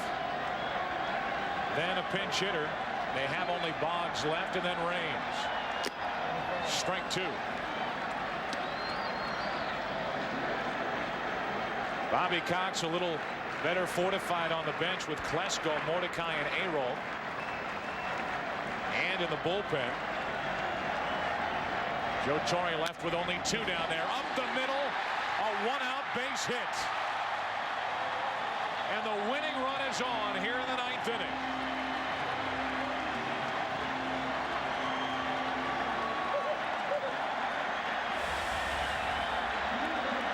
It's about as extreme of a high ball hitter as you can get. Lemke goes up around his shoulders and takes the fastball right back up over the pitcher's mound.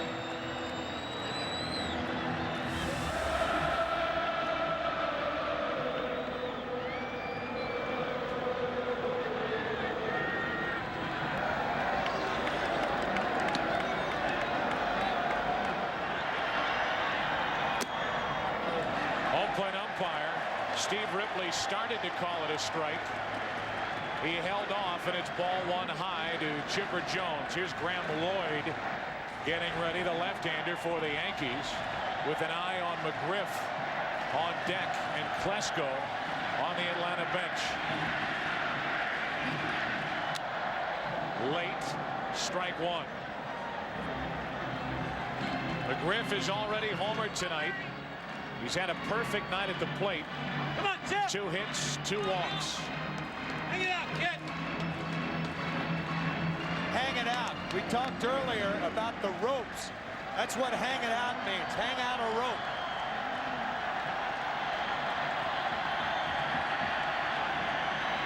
One on, one out, 1-1. The count on Jones.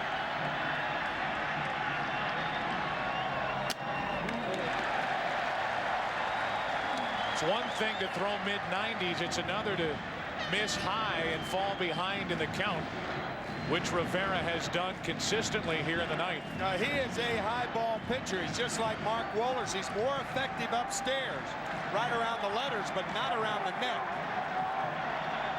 Behind on the count to Chipper Jones. He has never homered in the World Series. 3-1.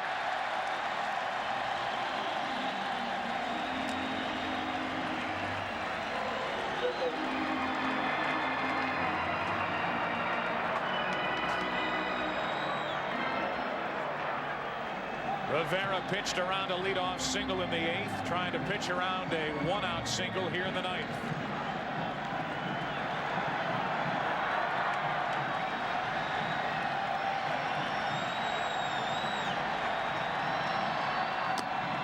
Two on, 1 out.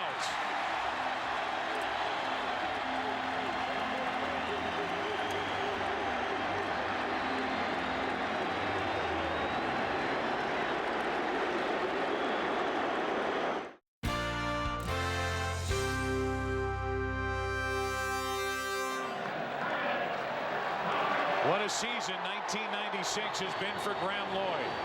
Started the year in Milwaukee, traded late to the Yankees. Did not fare well early with the Yankees. Controversy swirling around his trade. But in the postseason, outstanding. 6 appearances, no runs allowed. And he's picking up for Rivera. Tie game 9th inning, 2 on, 1 out, and facing McGriff.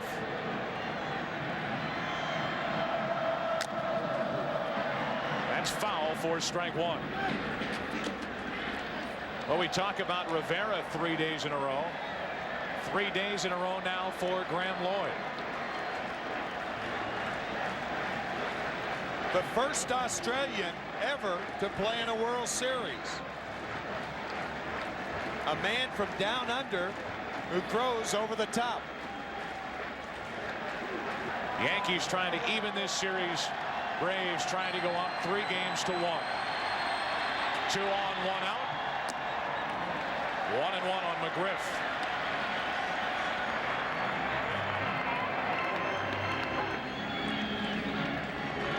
McGriff in this series against Lloyd is 0 for 2 with a strikeout and a pop-up. 2-1. Derek Jeter at shortstop playing very close behind Mark Lemke, trying to make sure he doesn't get too much of a jump out there at second base. Hopefully give his outfielders a chance to make a throw to the plate on a base hit. Jeter will try to start it. 6-4-3. We're going to extra innings here in Game 4. Through 9, the Braves and Yankees tied at 6.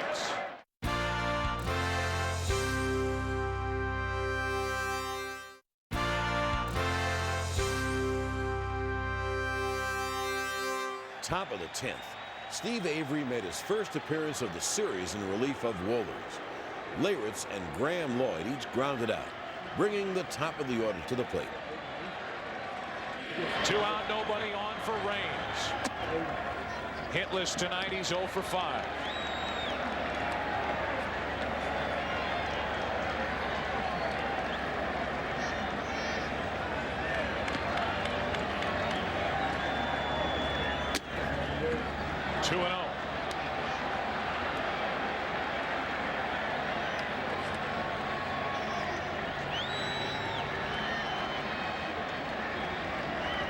Avery making his first appearance of this World Series. Has retired the first 2, but he's 3-0 on Raines. Avery has not thrown those last 3 pitches. He threw the ball hard to both Leyritz and Graham Lloyd, but those last 3 pitches were flat fastballs. No pop at the end. On 4 straight, a 2-out walk.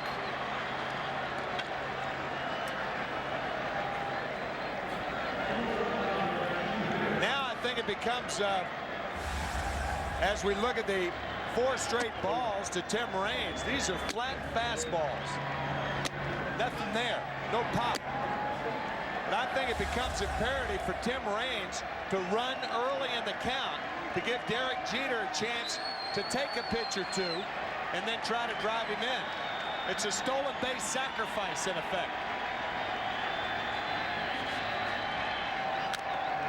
First pitch hacking, strike 1. So much for that theory. Raines is 0 for 1 in the stolen base department in this series. Jose Cardinal, the first base coach, was an outstanding base runner, and he just went over and talked to Raines. Could be about running in this situation. A 2-out walk. 2 quick strikes on Jeter.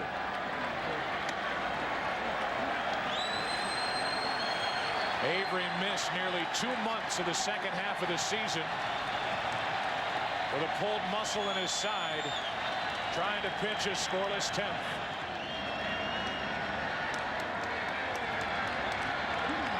One on, 2 out, and a 1-2 count on Jeter. Now he popped that fastball then.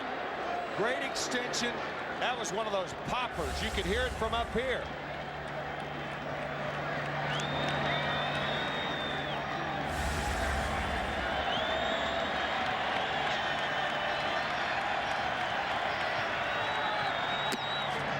Way outside, 2-2. A 6-run deficit overcome by the Yankees in this game is the biggest series deficit overcome in 40 years. It was 6-0 Atlanta until the top of the 6th inning. Then 6-3. Then 6-6 after a 3-run home run from Leyritz off Wohlers. To the left side, going to be a tough play. Forget it. Base hit, a walk and a hit, and it's 2 on with 2 out here in the 10th inning for the Yankees.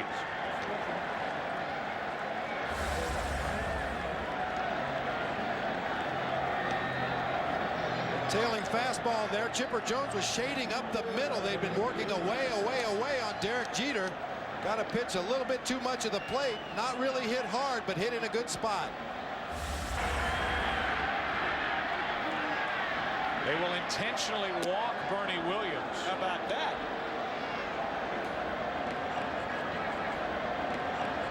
That's the respect the Atlanta Braves have for Bernie Williams, because this will load him up with 2 out. You don't see this very often. An intentional walk to load the bases, with the base open right now being third base. And with 2 out, the bases will be loaded.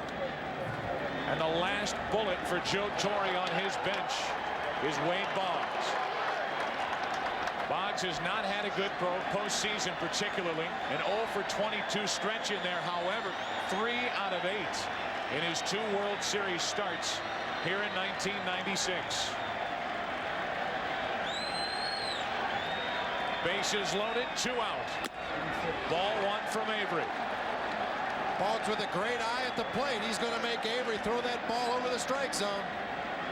He's liable to take a couple of strikes. That's the kind of guy Boggs is. Here's strike 1.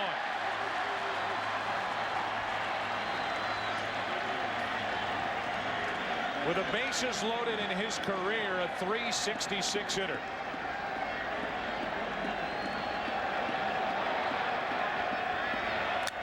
Strike 2.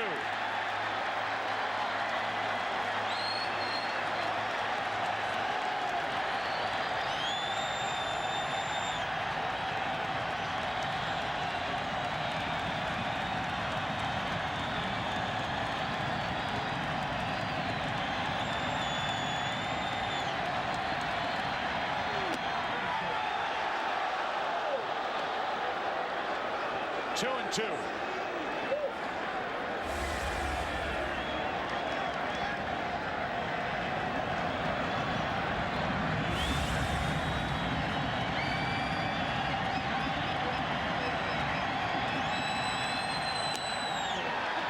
Full count, and the runners will go.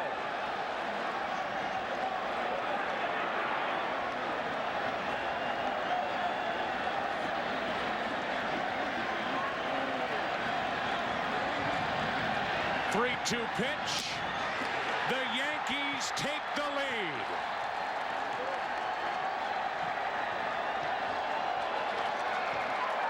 Boggs swung the bat only once, and on a bases-loaded walk, Bobby Cox elected to load the bases with the intentional walk to Bernie Williams, and it did not pay off.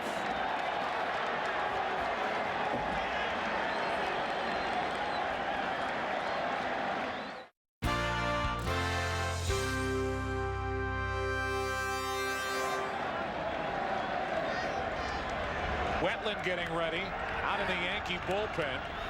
A double switch for the Braves here in the 10th inning as Charlie Hayes pops up to the new first baseman. Klesko drops it, and a run scores. Klesko loses it in the lights, and it's an 8-6 Yankee lead.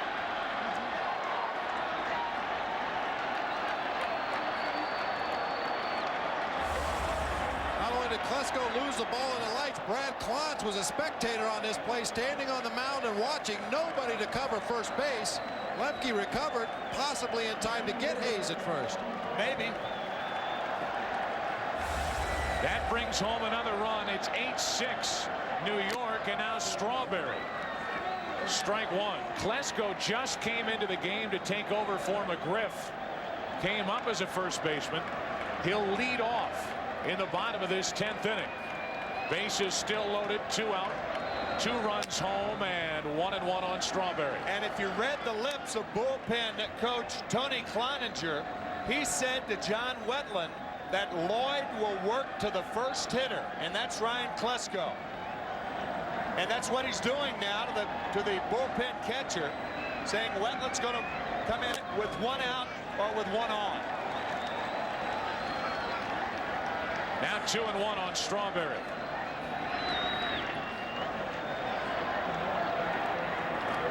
Bases loaded, 2 out, 2 runs home, and the Yankees, who trailed at 1.6-0 after 5, have an 8-6 lead here in the 10th.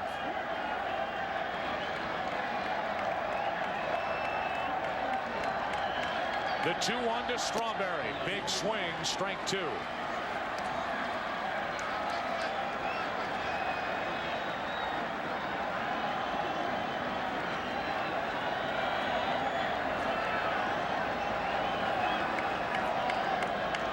8-6 New York, 10th inning.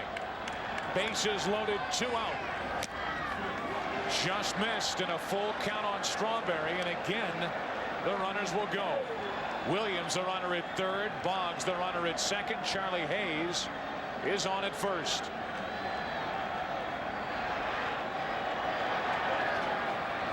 Runners go, and Strawberry strikes out. Klontz comes in, does his job, an error hurt, an extra run comes home. A 2-run 10th. Yankees up by 2. Back after this.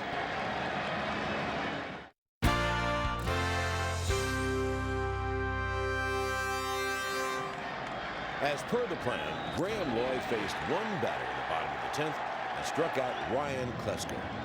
The Yankees all-star closer John Wetland, who had 43 saves during the regular season and 4 saves in the postseason, came in to shut down the Braves. The New York Yankees are shooting for their 7th win in 7 tries on the road during the 1996 postseason. That streak looked in jeopardy back in the 5th inning when it was 6-0 Atlanta. It's now 8-6. Wetland into the game, and a fastball, strike 1 to Andrew Jones. During the postseason, 4 saves, an ERA of 1.8. He got the save here last night, saving it for Cole. Ripped into left field, a 1-out base hit by Andrew Jones.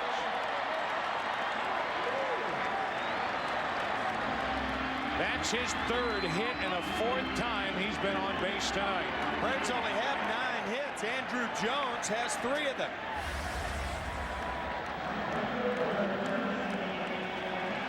More Kinlan. Talked about Andrew Jones in the first game, breaking a bat, trading it for a hit. He'll make the trade now, a 1-out hit.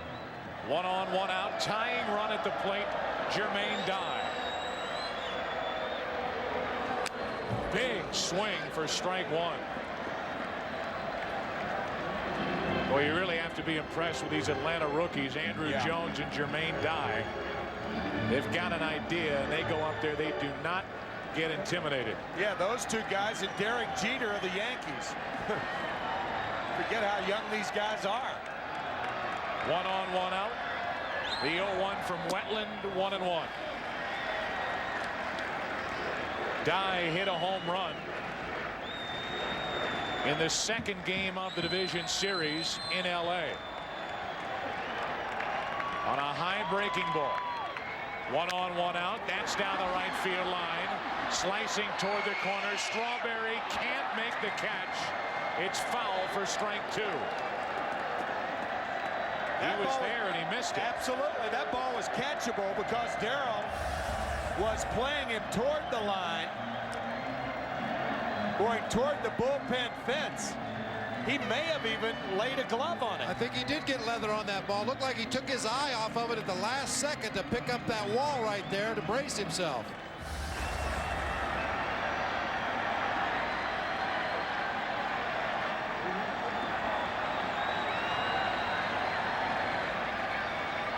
The 1-2 to Dye, 2-2. No error on the play. But no doubt that Strawberry got his glove on the ball. 1 on, 1 out. What a game. What a game here in game 4. Braves led by 6. Yankees lead by 2. Now 3-2 on Dye. You know, if you're Charlie Hayes, I think the play is to play behind him. They have a 2-run lead, not a 1-run lead. Andrew Jones goes, so what?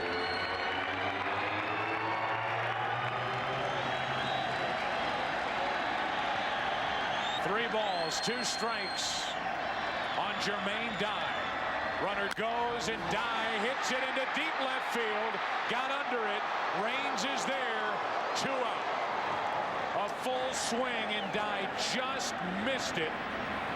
Popping it up to left for the 2nd out here in the 10th. Every fastball Wetland threw in the strike zone, Jermaine Dye had a great cut at it. This one just a little bit too high to get on top of. Pops it up in the air.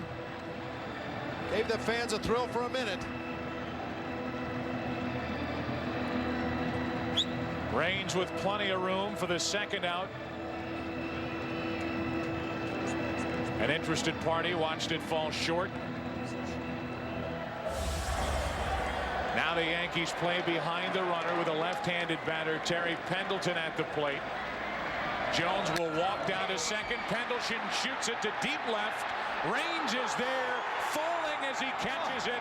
And in 10 innings, the Yankees hang on and win 8-6. And this series is tied at 2 games apiece. Leyrit's 3-run home run was one of the great clutch homers in Yankees history, tying the game and sending it into extra innings. In the 10th, on a Wade Boggs pinch hit, bases-loaded walk, the Bombers scored twice, rallying to defeat the Braves 8-6. The Yankees went on to win Game 5 in Atlanta, sweeping all 3 there, and then Game 6 in New York to clinch their first World Series title in 18 years. It also made Joe Torre's first appearance in his career in a World Series as a player and manager, a victorious one. Torre's club then took home championships in 3 of the next 4 years, beating the Braves again in the 1999 series. That featured a Game 4 home run by none other than Jim Leyritz. For Yankees Classics, I'm John